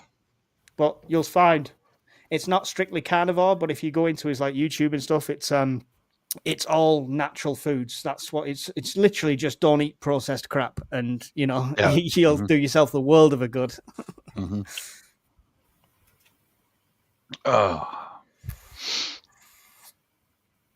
That's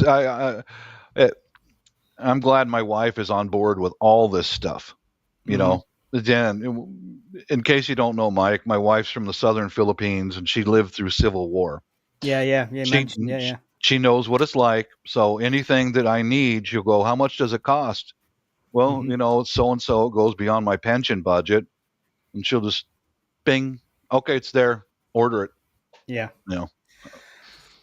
That's mine's getting that way. She's not obviously had the life experience to warrant it, but you know, she listens to my logical reason, I think, and because I think she when she first heard, because I mean it's not something you mentioned on a first date. Hi, nice to meet you.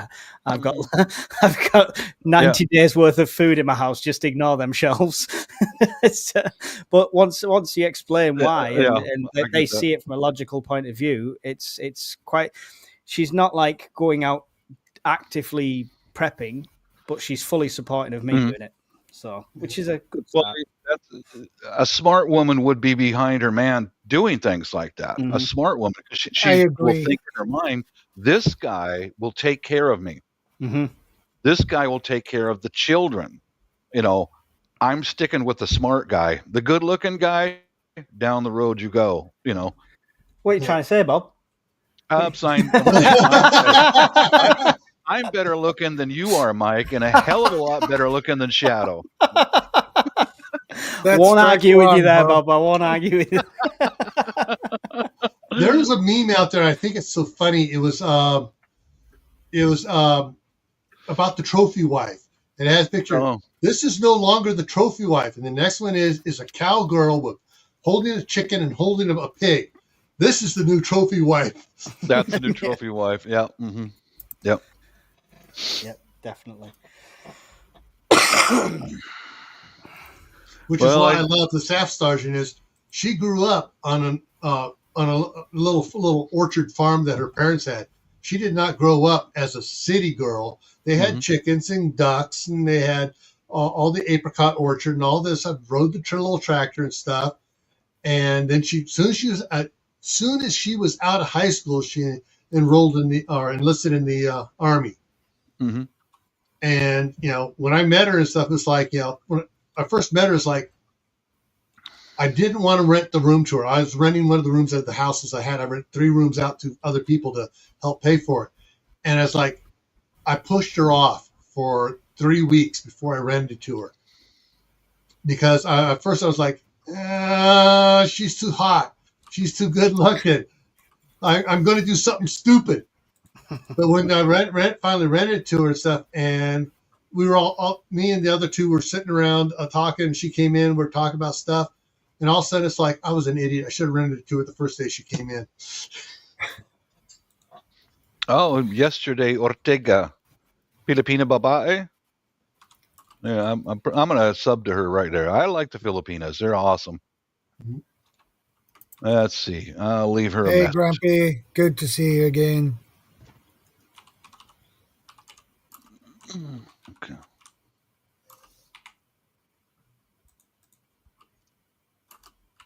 In case you don't know, Mike, Shadow and I have had a long time bantering back and forth because the pretty Filipino ladies come in and subscribe to his channel, and I said, "Damn you, Shadow! You get all the pretty girls. What the hell?" Well, it's my charm, I guess. I don't know about that, man. I don't know. Gotta let us in the secrets. Yeah, he won't give away the secret. He won't, From Bob in. Well, yeah, I got a lot of Filipinas on my channel because they know my wife is one of their sisters, But here we go. All right, connected with you there yesterday.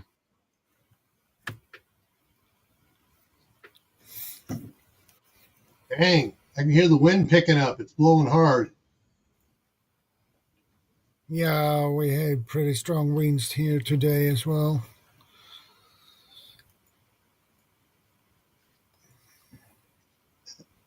Let's see. Other stealthy things. We talked a little about, your cars. European car. You guys over there and across the pond have a little bit different social aspect of cars as we do here in the United States. It seems to be like the pickup has become the common car in the United States. Now the crossover SUVs and stuff. Yeah. And, what's interesting, when I was working at Homeland Security, several of us got old, we call them beater cars. Old Toyotas or old Hondas or whatever, that the paint's starting to flake on and stuff. And that's what we drove to work, because work was down in downtown Oakland at the Federal Building. And we would drive those to work, and some of us would leave, the McDonald's bags, in the car and other stuff around. So it looks like kind of cluttery, junky and stuff. Our cars never got broken into. The ones that didn't take the hint and, I got a federal job now, I'm buying a nice, bigger, newer car. Guess who cars got broken into? Yeah. Yeah. And so the older looking cars, the ones that granted we'd stop washing the cars and let the rain wash it off. Yeah, we keep the windows clean so we can see good, but if it's dusty and dirty car, people avoided it. Mm-hmm. And so that's one of the things. If you're bugging out in something, even if it is an all-wheel drive SUV and it's an older model and it's dingy looking, it looks like you're not waxing it a lot, it's got dirt on stuff on it, you're going to be less of a target than the one in it's the Cadillac, Escalade, whatever, that's all polished and waxed and got the racks on it with that the Thiel container rack on top for putting camp gear and stuff in it. They got to have stuff in there, and so they're going to be the target. Yeah, definitely. So what you're saying is, when I get my bright new shiny pickup truck, I just need to make sure the MG is mounted on the back, the 50 cals on there first, just to protect. No. You want to put the on the roof. You want to get the roof mounted. What's it called? The minigun. the automated one. The MG42 standard accessory, Yeah. I might have access to a Bren gun, but it's a bit heavy. Yeah. Mm. Whatever kind of car you got, if you want to make it look worthless, chew a bunch of Red Man chewing tobacco and spit out the window as you're driving, down the have side. a tobacco spit coming down the side. Pooh, pooh. Not only this guy's he's a freaking pig, but he's a redneck. Don't mess with that guy. I've got the solution to the new car thing anyway. I just let the kids ride in it more than once, and it looks trashed. Yeah, I raised 4 kids, Mike. I know what that's like, man. Holy cow, when I first got it, I was like, "You're not eating in the new car." That lasts about one trip, and it's just... yeah. Good luck with that. Yeah. Mm-hmm. Oh, yeah. Pretty soon you've got little cracker crumbs and stuff all over the back seat, and yeah. I think I've got 3 days worth of food supply if I hoover the car. I'm sure you do. We obviously have a question for those in big cities. What do you think of the idea of bugging out on the rooftop of buildings? That's a good idea. It's also, you've got to manage risk there. You've got to think of fire and escape. Double-edged sword. Yeah. Here in Sweden, it would be very difficult to do that. Yeah. Because our roofs are mostly have this angle. For the snow and the ice. Yeah. Yeah. So and it's difficult to get up on the roof as well. You've got to be sure of your defense, right, in that situation, because you are literally putting yourself into a bottleneck. All right. So either a surefire escape method that doesn't involve some sort of Tom Cruise parachute off the side of the building and making sure you defend it right. But again, even then, if somebody knows you're up there and they want you out, a fire set on the ground floor will soon reach the roof. You're out of there. Yeah. Mm-hmm. I wanted to answer quickly to. I wanted to answer a question that Dartmoor posted a moment ago. What should I prepare with? And I said, check our channels here. Mm-hmm. I'll speak for my channel. I've got so many things that I've made and modified, and it's all on playlists like bug out and tools that you need for suburban. There's so much stuff on my channel.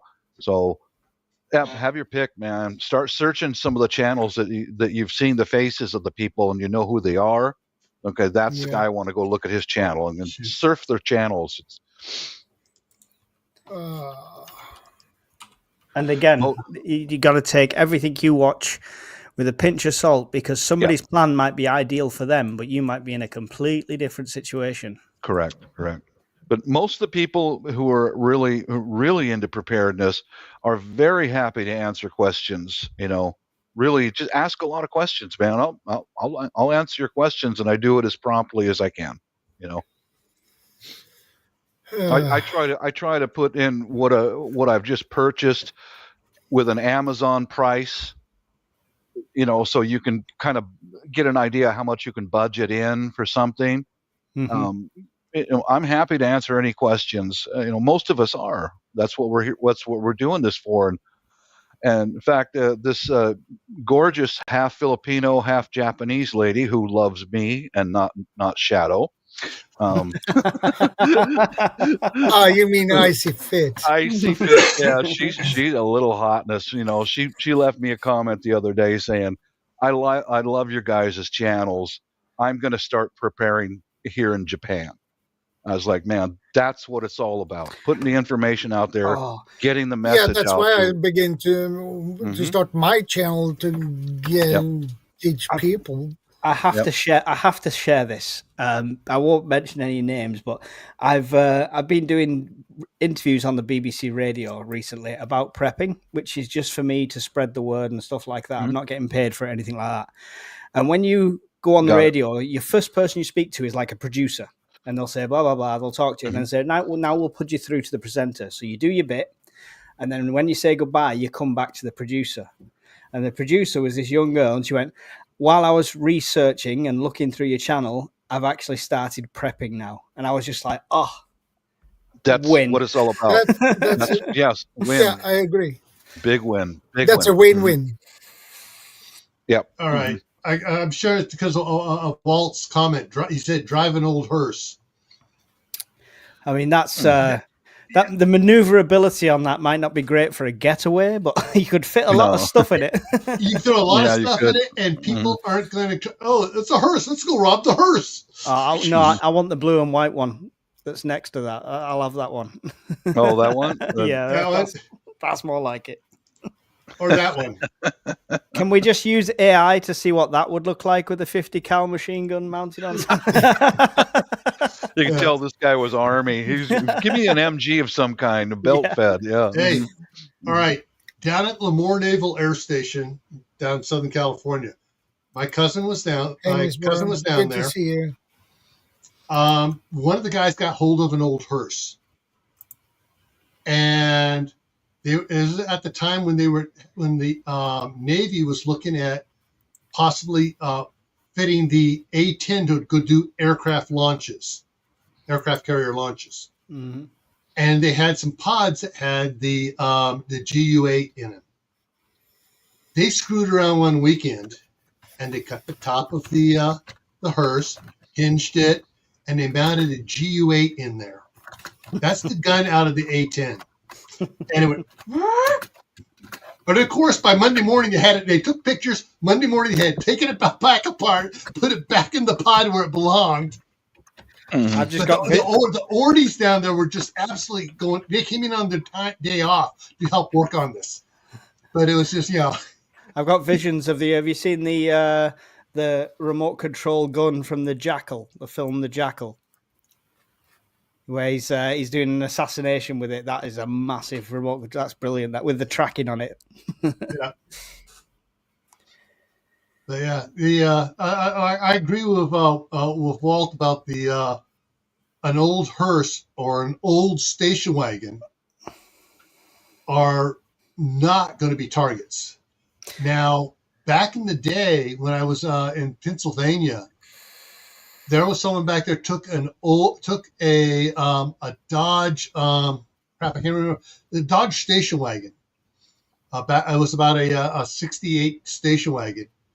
And he took the frame from a 1-ton Dodge truck and put it under the station wagon.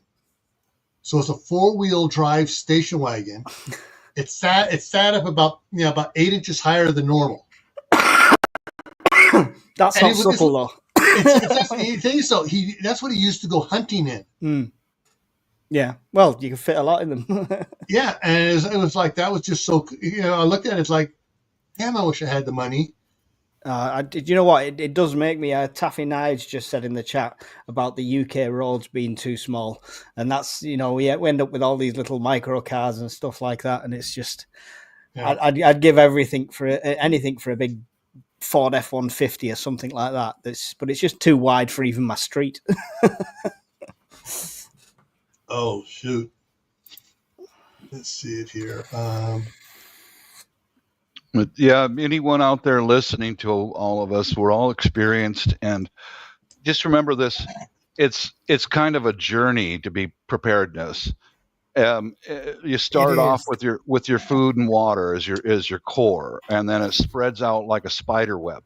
Mm-hmm. And as your spider web grows, you have to make adjustments on what you've just done. It's a positive hobby to keep. I hope I never ever have to use any of this stuff. Oh yeah, never. But I've got it, But it's a journey. It's better than sitting on your butt watching TV. Yeah, I agree with that. Yeah. And if you really ask yourself, do you trust your current government, wherever you are in the world, to come and save you in said disaster? You No. buy car insurance, you buy health insurance, you buy life insurance. This is your lifestyle insurance. That's what prepping is. It's maintaining the quality. Well put, Mike. Yeah, because I know that the U.S. has got pretty good programs in place, but it takes time. Yeah. And in that gap, you've got to use your head, and you've got a wife and children over here who are depending on you. Well, that's what I'm working towards, All right, I got something here for Mike. Here's your pickup for you, Mike. Yeah. Oh, yeah. You don't have to worry about the narrow roads. You just drive over everybody out there. Mm-hmm. Well, actually, I've been looking at a ferret. Have a look at a British ferret. It's a military vehicle. Really? I haven't heard of that one. How do you spell that? I ferret. have. It's like the animal. F-E-R-R-E-T. F-E-R-R-E-T. Ferret truck. T-R-U-C-K. There we go. That's naughty looking. Oh, that's naughty. You can get them on Millweb that are already converted to be road legal, so you can drive to the shops in them. No, that's anything. Awesome. That's anything but gray man. That's everything except for That's a. I don't care. I'm getting the heck out of Dodge now. Yeah, move. Also, a universal key for any supermarket front door. Just funnily enough, you just drive in. Mm-hmm. Yeah. Mm-hmm.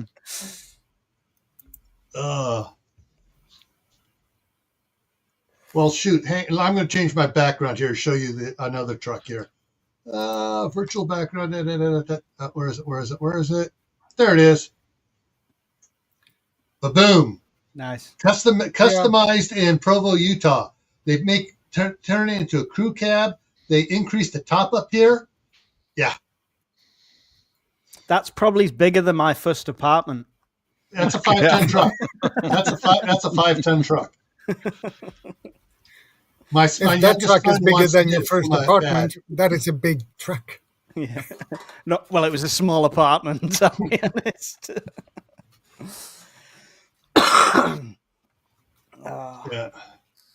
It's something that is on my list. Someone asked before, like, what preps are you going to get next? And moving is my priority at the moment to a more rural location. So I don't know if I'm going to have to change off the urban prepper and become the rural prepper, but a better location. I'm looking for land to build my own sort of thing. But a vehicle is on the cards because this is a workplace vehicle, this EV. And as much as I do say, like an electric vehicle, if the grid goes down, I've got a 60 kilowatt battery bank outside that I can use, which is great. But I want an old Land Rover, something. I want a project, something to do. Yeah. Stay busy. Yeah. Stay active. Yep. You mentioned that you've got battery bank in that car. Well, in 2020, when the radicals were lighting fires all over this area, the USB cord in our car, like I was at home with my teenage daughter, and she's surfing. Power was cut because that's the first thing the radicals do is they cut power to watch your ass when the power goes out. But she would come downstairs, and I didn't have a lot of stuff back then, but I had the car, so I'd put her in the car, and I'd take a chair and sit in front of the car and watch her and watch the neighborhood while she's recharging her phone. Yeah. But yeah, the so I'm in like a terraced house in the UK, which is side by side sort of thing, like city block almost. And literally, I've got my house, my front door, a sidewalk, and then my car's parked there. And it has an adapter with an extension lead that comes in. So there's like a 4-gang plug that comes straight in the house. And it's quite secure because it locks into place. And if someone tried to cut the wire, they'll be on the floor like this for a long time. Yeah. So it is a handy thing to have in that way. I mean, EMP and I'm goosed, but yeah. I prep mainly, not like power banks and solar and stuff like that. I prep like 1900s kind of like candles and manual tools and stuff like that. I prep, so even if short term it works, long term it can rebuild everything, and it's a constant. So that's the way I've centered my prepping, more so than trying to maintain a modern house going with no power constantly. That's how I started off also, Mike, with I learned, I got molds, and I learned how to make my own candles, and I've got several bins of candles, et cetera, and I've got little lanterns from secondhand stores that were $3 with a tea light in them on the stairwell. That stairwell, man, don't neglect your stairwell, because if you take a fall in a power fail, you're in trouble. You break your wrist or break your ankle, light up your stairwell with candles or whatever. But now I've progressed to the smaller solar lights that you see. I've got a bunch of them, first floor and second floor. They're motion activated.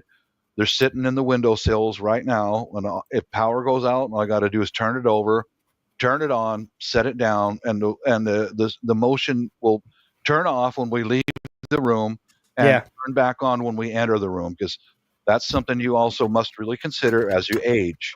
Like if my wife or I fell down and broke our wrist, it takes much longer to heal. And I've also heard of elderly people dying from a broken bone. That's a fact. That is a fact. Your bone becomes more brittle, so a simple fall that might not have broke something is more likely to break something as well. Yep. And part of it deals with your diet. Part of that deals with your diet. If you're not eating properly, your bones become more brittle, not just because of age. But some of these people that are eating good, healthy diet, avoiding all processed foods, their bones are stronger than the latest Gen Z person is that's been raised on crap. These, honestly, anyone in the UK, go to any antiques mall or an antiques outlet, stuff like that, and they're practically giving these away. Yeah. Oh, honestly, they're practically giving these away. This one's one I've just picked up. So it's got an old burnt wick in, but you can get the wick for next to nothing on Amazon, and it becomes like brand new. And I will say to you, go and get the old ones because of the glass. The glass on the old ones is solid. You get the one off Amazon that's only 20 quid, and the glass, I've got one up there, just the glass. It's wafer thin. Yeah, you can flick it with your finger and break the new one. It'll break it. Yeah, and because you've got to lift the glass with this pushes up like that, yeah? With them cheap ones, it feels like it's going to break every time. So here's another example like that, Mike. I've got this one hanging up out here in my garage shop. We can get these at charity shops for $2 or $3 each. IKEA have them for like £3, even if you want them new. Yeah. In fact, I got to replace this and they hold a tea light, and that's just enough to put. So you don't want to step into a dark room and lose your bearings. So this is just enough to put out a little bit of light so I can get my focus on where I'm at. Yeah. And everyone looking at that, what Bob's got, it's not just light. If you're just thinking you're going to go all electric, that's light and heat. And the glass not only reflects the light more, it also reflects the heat more. So you'll actually get 2 or 3 of them in a room will keep it at stable temperature. Been there, done that. Yeah. Whereas if you've got the old wind-up ones, you might get some light, but you won't get any heat out of it. Correct. Mm-hmm. Yep. Yeah. In fact, thank you guys for putting that seed in my head. We were having some heavy winds a week or two ago, and I lit 2 or 3 candles in the house, and that was one of them out here. Mm-hmm. So I'm going to, a good reminder, I'll go replace this. Oh, and a tip on tea lights, buy the ones that have got the 4 bumps on the bottom. These will work. The real cheap ones that have got the little circles on them, trust me, I know. Those little circle bottom, those are crap. I threw out probably 200 or 300 tea lights because, I bought them in a big pack on sale. They weren't go and check my tea lights now. Yeah, trust me, get rid of them. The ones with the 4 bumps on the bottom, those are what you want. What's the significance of that? The location where they are manufactured. These, believe it or not, these are made in India, I think, and they work. The ones that I bought, some that were made in France and some that were made in Poland with the circles on the bottom, they're garbage. I put a video of that on my channel when I remember that video. A whole bin of them and just dumped them. It's like, how can I ask how the garbage? Is it just the burn time or the wicks are too thin? Right. They don't make enough heat to melt the wax and sustain a fire. So they'll burn itself out. They're just crap, man. Right. I've got my tea lights here. 2 minutes. I have to check them now. Okay. Mm-hmm. Well, the thing is, so if you have the crappy tea lights, you can tea candles. You can change out the wick and put a larger wick in there. I thought of doing that, but I've already got hundreds of other candles, and I just went, it's just not worth my time. You can put good wicks in them, but the other thing it might be is to take them. All right, they're crap, they're not working. I'm just going to dump them all in a double boiler, melt the wax down, and make some good candles. With some good stuff on it. Yeah.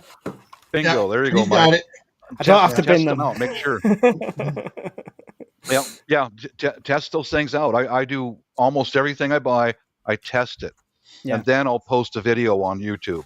Everything I show, I've tested it, and it works satisfactory for me, Yeah. Yeah, in fact, I was talking to, Virginia Root. She's on my panel once in a while. Yeah. She did the same thing one day, and she goes, tea lights, Bob, look. And then she went 4 bumps and went, bingo, that's what I'm looking for. Somebody who's learning, Yeah. I mean, honestly, I would have never thought to have checked. I just really happened to have them. Jumping back to the oil lamp you had up there. That's now, nice. Besides using your quote commercial oil lamp fuel for it, you can get the more expensive stuff. They call it paraffin fuel, oil fuel. Basically same thing. It's kerosene. It's been refined a little bit more. You can use regular kerosene in it. You can, in an emergency for a short period of time, you can put diesel fuel in it. However, diesel fuel has additives in it. And so you're going to be getting those additives burning off. Off-road here in America, off-road diesel fuel doesn't have that additives in it, but it's got a higher sulfur content in it. Oh. But it's like, 6 1/2 dozen of these. It's not the toxics of the number 2 diesel highway fuel. Your vegetable oils have been so processed lately that it doesn't support a good flame in those. But olive oil, avocado oil, those oils will burn good in it, but the price of those is emergency fuel only. Yeah. Mm-hmm. Or worth knowing if you're scavenging fuel, for example. It's worth to know. I mean, I've got about 25 liters of standard paraffin because that's what I've always. I mean, I must admit, because I did the Civil War Society when I was younger, the smell of a paraffin lamp brings back nostalgia, so I just love them. I love it too. All right.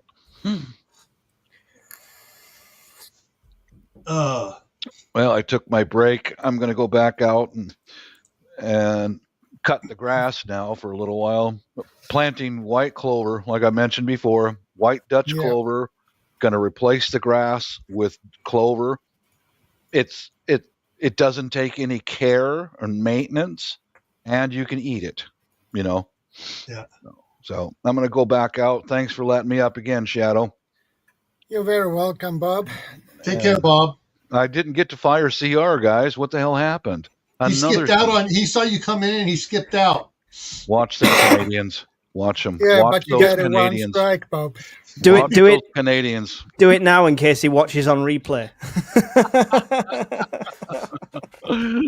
Later, guys. You're fired. You skipped out. Yeah, you can't escape. You're fired. I'll go to one of his videos. You can't escape. You're fired. All right. Peace out, everybody. God bless. Cheers, Bob. Thank you. Take care. Yeah, those oil lamps. Back in the 70s, I bought a bunch that were how to describe it. Basically, it had a hanger that clipped on the bottom of it, had a reflector on it, and the hanger hung on a screw in the wall. And they looked like good pewter ones and stuff, and they were good. Mm-hmm. And for my parents' house, I bought a dozen of them and put them around. And we put them up because it matched the decor. My mom and dad were cool. Didn't bother with me at all hanging them up. And then the power went out. And I go, oh, and I try to find flashlights. I just walk over with a lighter. I start lighting all the oil lamps on the wall. They're like, that's why you got those. Yeah, of course. But a dozen oil lamps. The living room, the family room, dining room, and kitchen were all lit up. Yeah. Yeah, that oil lamp you had is for your hand, right? What's that? For your hand. That is the brand on that oil lamp you have? I don't know which one this is. This is just Neva. Neva. 863. Like I say, I just pick them up at the... it's from Slovakia. There you go. Okay. I just pick them up at the antiques place. But I mean, another thing is that if you're prepping for home and you want something like this, these are good for camp. They're metal, they're durable. But honestly, at these antique places, you can get full-on glass vase style ones with a full, huge flue on the top, and that produces a massive flame and light, like from the 20s and 30s and stuff. And again, you can pick them up for next to nothing. Is that it? Yeah, for your hand is a German-made lamp. Yeah, and that for your hand looks exactly as the same as that Neva you had. Yeah. All right. I must admit, I've never looked at the brands. I just grab it and tactile check the quality. You know how I think it feels. That's cool. For your hand is really good quality lamps. I can tell you that. Yeah. This is the lamp I got. And so it's got the little the reflector there. Of course, I went ahead and polished that reflector up so it worked a lot better. But yeah, those things are great. You have the wooden screw hole in the top. You can just hook it on there, and those worked really good. Mm-hmm. Now there's another one here. Let me see. I'm going to hide putting this down and try to find the other one. The DEIT Dietz oil lamp. Cooker. Cooker. Oh.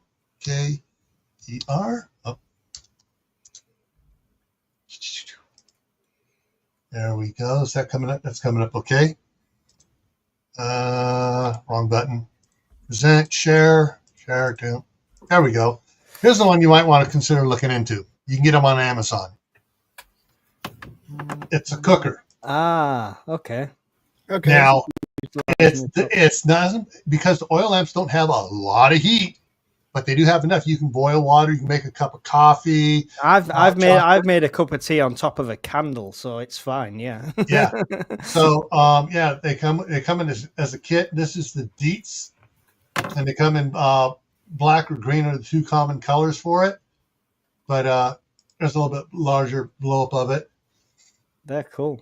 And so the top here, just you pop the top off and switch tops on it. So you that top twist locks on. And so there's a bunch of different ones out there on it, but the Dietz ones are the best there is for that. Make a note. Like I said, it's on Amazon too. Yeah, that's cool. Whether or not it's on Amazon for your particular country, don't know. I will let you know in 2 seconds. I'd like to use the keyboard, but during this live, I've decided to pour a can of Coke on my keyboard, and the lights have all gone off, and now it's pressing whatever buttons it wants, so I can no longer type. Sorry, people in the chat. Oh. It's an expensive live, Shadow. That's a £100 computer keyboard that I've just killed. Oh, Lord. Ouch. That was an expensive keyboard. Yeah. I'm hoping it'll dry out and I can use some contact cleaner. We'll see. DIETZ, wasn't it? DIETZ, yeah. Yeah.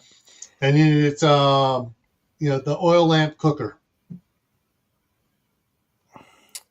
There it is. £76.16 on Amazon in the UK.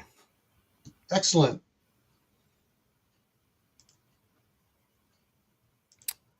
Their actual lamps are not too bad priced on their own as well.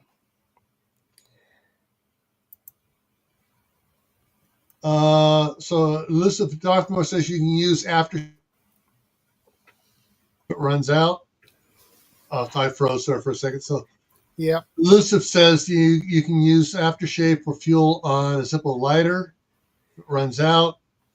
You can also use here in the United States. We have charcoal lighter fluid for starting our barbecues and stuff. You can use that in a Zippo lighter. You can use pure alcohol. Yeah, you can use diesel fuel in it. You can use kerosene in it. Don't want to use gasoline. And I'm not sure about the aftershave because we actually did some testing on it and put some gasoline in there and lit it up, and the vapors came up around the side, and all of a sudden it's like, flames flowing out of it as it heated up, and more gas vapored out of it. So, but for getting back to the stealth stuff on it, I got it years ago. I got it for a giveaway. I gave it away, and Dustin on Wide Family Farm won it. Let me see if I can find it here real quick here. I need to wish into my orders. This was really cool. Zippo. Zippo. Go into my orders, and there it is. Bring it up. All right, here we go. Present, share screen. Boom. The Zippo makes a plasma arc lighter. Come on, get up here. I've got one of those lighters. Yeah, I got not the Zippo, but an orange one it is. But yeah, and it's it has a USB charge on it. So any type of thing you have, power thing has USB on it. Boom.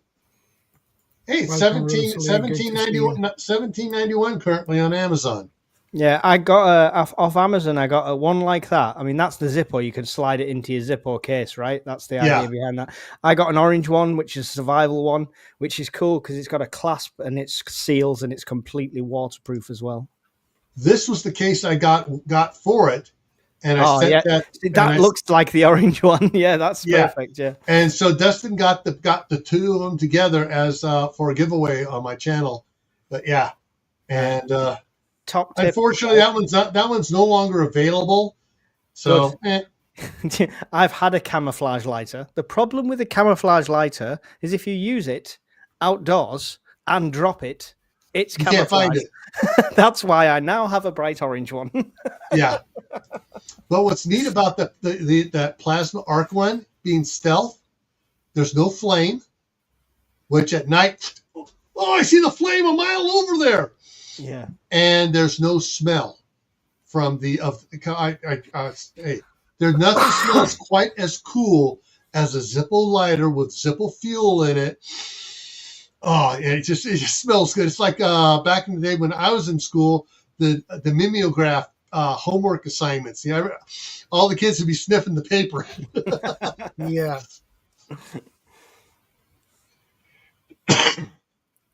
I think I need to buy a Zippo like that. Right, Yeah. I'm gonna have to call it an evening, gents, because I am up at 5 o'clock tomorrow. Okay. So fun and games. 6 hours of sleep if I get off shortly. So, thanks for having me, ShadowScoutSwede. Gil, You're very welcome. always a It's pleasure. a pleasure always. Yep. Everyone in the chat, thank you for joining in and putting up with me for a while. And I will see you all in another video. I'm sure same time, same place, same channel, as he always says. Catch you later. Catch you later.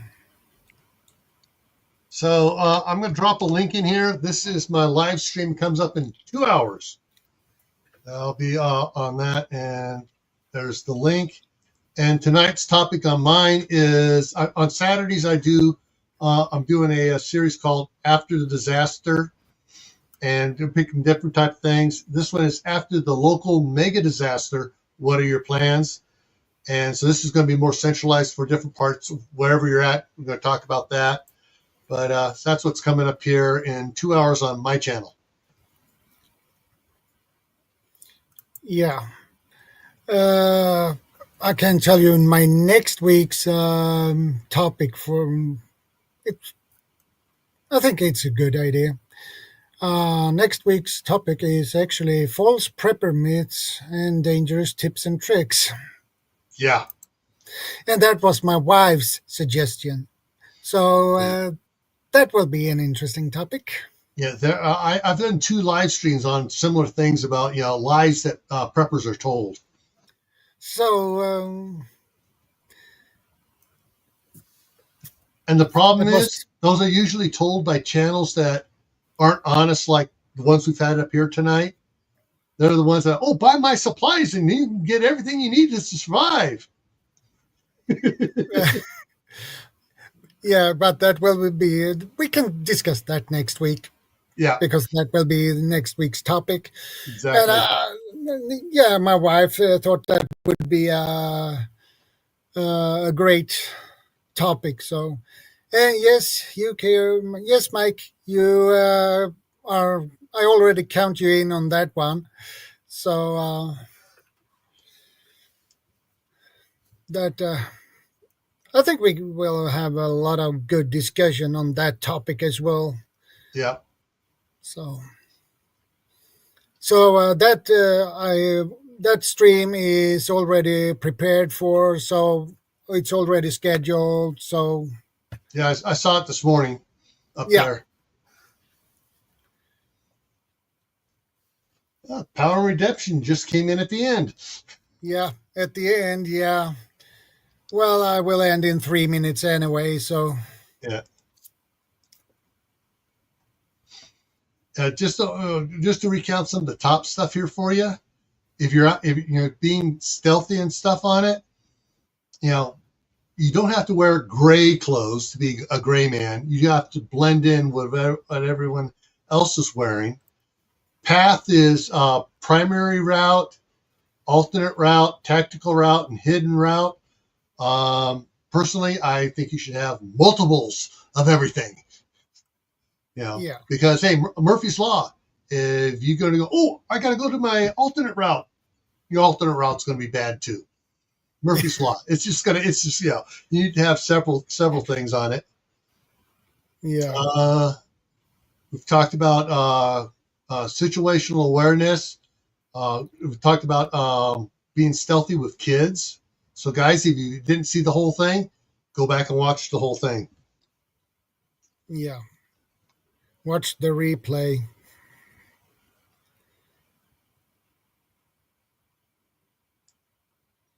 Yeah. Hair on jeans and a sweatshirt and boots. Lol. It's cold today. Lol. Yeah, we also talked about the what size pack to have. You don't want to have the big old massive, Alice pack or 50-miler backpacking pack. for your either get home or bug out bag. You wanted something that's less. Oh, he's a target. He's a target. Look at all the gear he's carrying. Yeah, I like to poke fun at people like that. The more equipped gear and the heavier your backpack is, you don't move that fast. Yeah, you don't. Yeah. It's compared to a knight who have just a chainmail and nothing more. And then you have those with full plated. They didn't move that fast as those. They fell down. They were in trouble. Oh yeah. Well, it's like Steve at Corsair Trainers like to say, there's tactical and then there's tactical. You want to be tactical, not tactical, because half the time, or most of the time, tactical don't work. I agree with that. No, grumpy old man, you don't need that. 50 liters would do just fine. 50, 55 liters. And it also depends what you're doing, too. Yeah. Are you bugging out to a backup location, or are you just trying to get home? And how far away home is? That's a difference between those two. Yeah. And I know the stuff I had when I was living in California there, in the San Francisco Bay Area, what I had to get home was a couple of canteens, basically equal to half gallon of water, and a flashlight, and a Mylar blanket just in case I couldn't make it home, and take off for it. Flashlights. Lumens matter with torches. Is there a minimum? Double-edged sword there. Yeah, if it's really bright, everybody's going to see you. If it's just bright enough to get what you need done, that's probably better, in my opinion. Actually, it depends on what you need it for. Yeah. If you need a 50 lumen flashlight if you are going to read your map or something, you don't have the distance but if you need a little bit range, you need higher lumens. Yeah. But the risk is you get spotted. Yeah. One of my favorite flashlights is from a company here in the United States called Harbor Freight. That's this little thing here. Oh, yeah. So it's got that light, or it's got that light, which is smaller. Yeah. And so reading a map, starting a fire, this one here. Signaling somebody is that one, trying to signal somebody.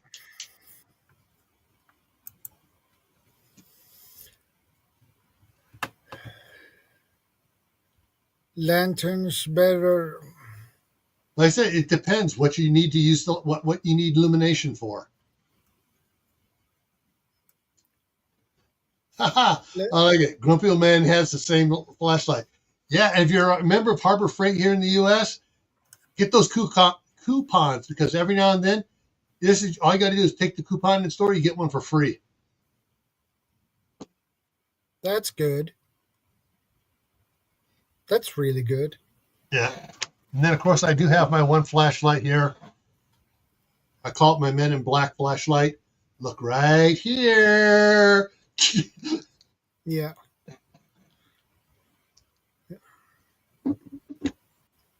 You look here and you get your memory wiped out. Where am I? What's going on? What I like on flashlights is having with LED ones now, you get multiple levels of brightness.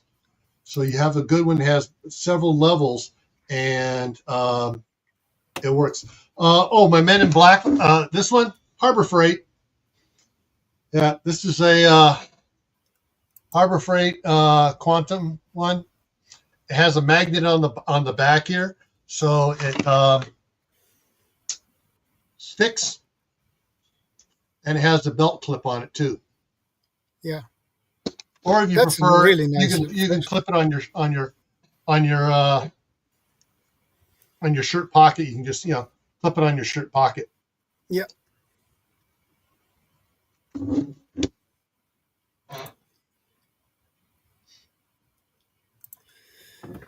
Yeah.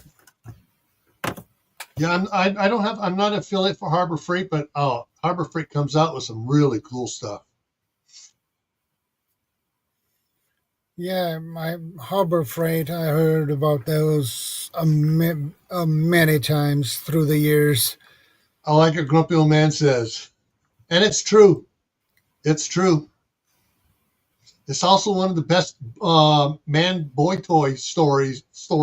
It's like, ooh, it's a store for me. Yeah. Good barter items. Good barter items. That's a double-edged sword. That's a triple-edged sword, bartering.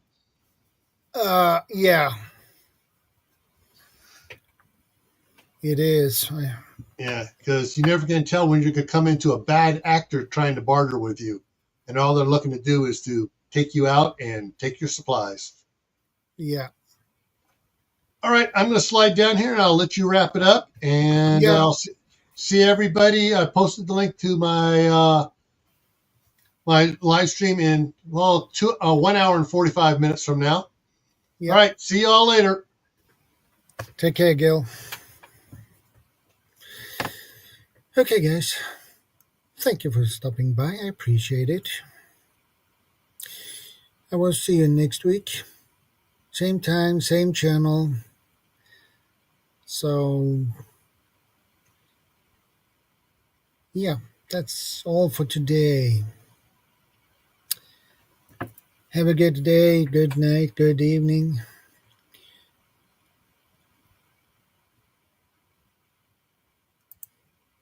Awesome, in full KF411. Yeah.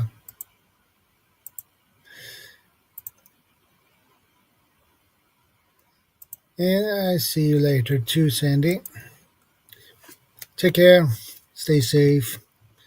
Be part of the solution, not the problem. And we are out.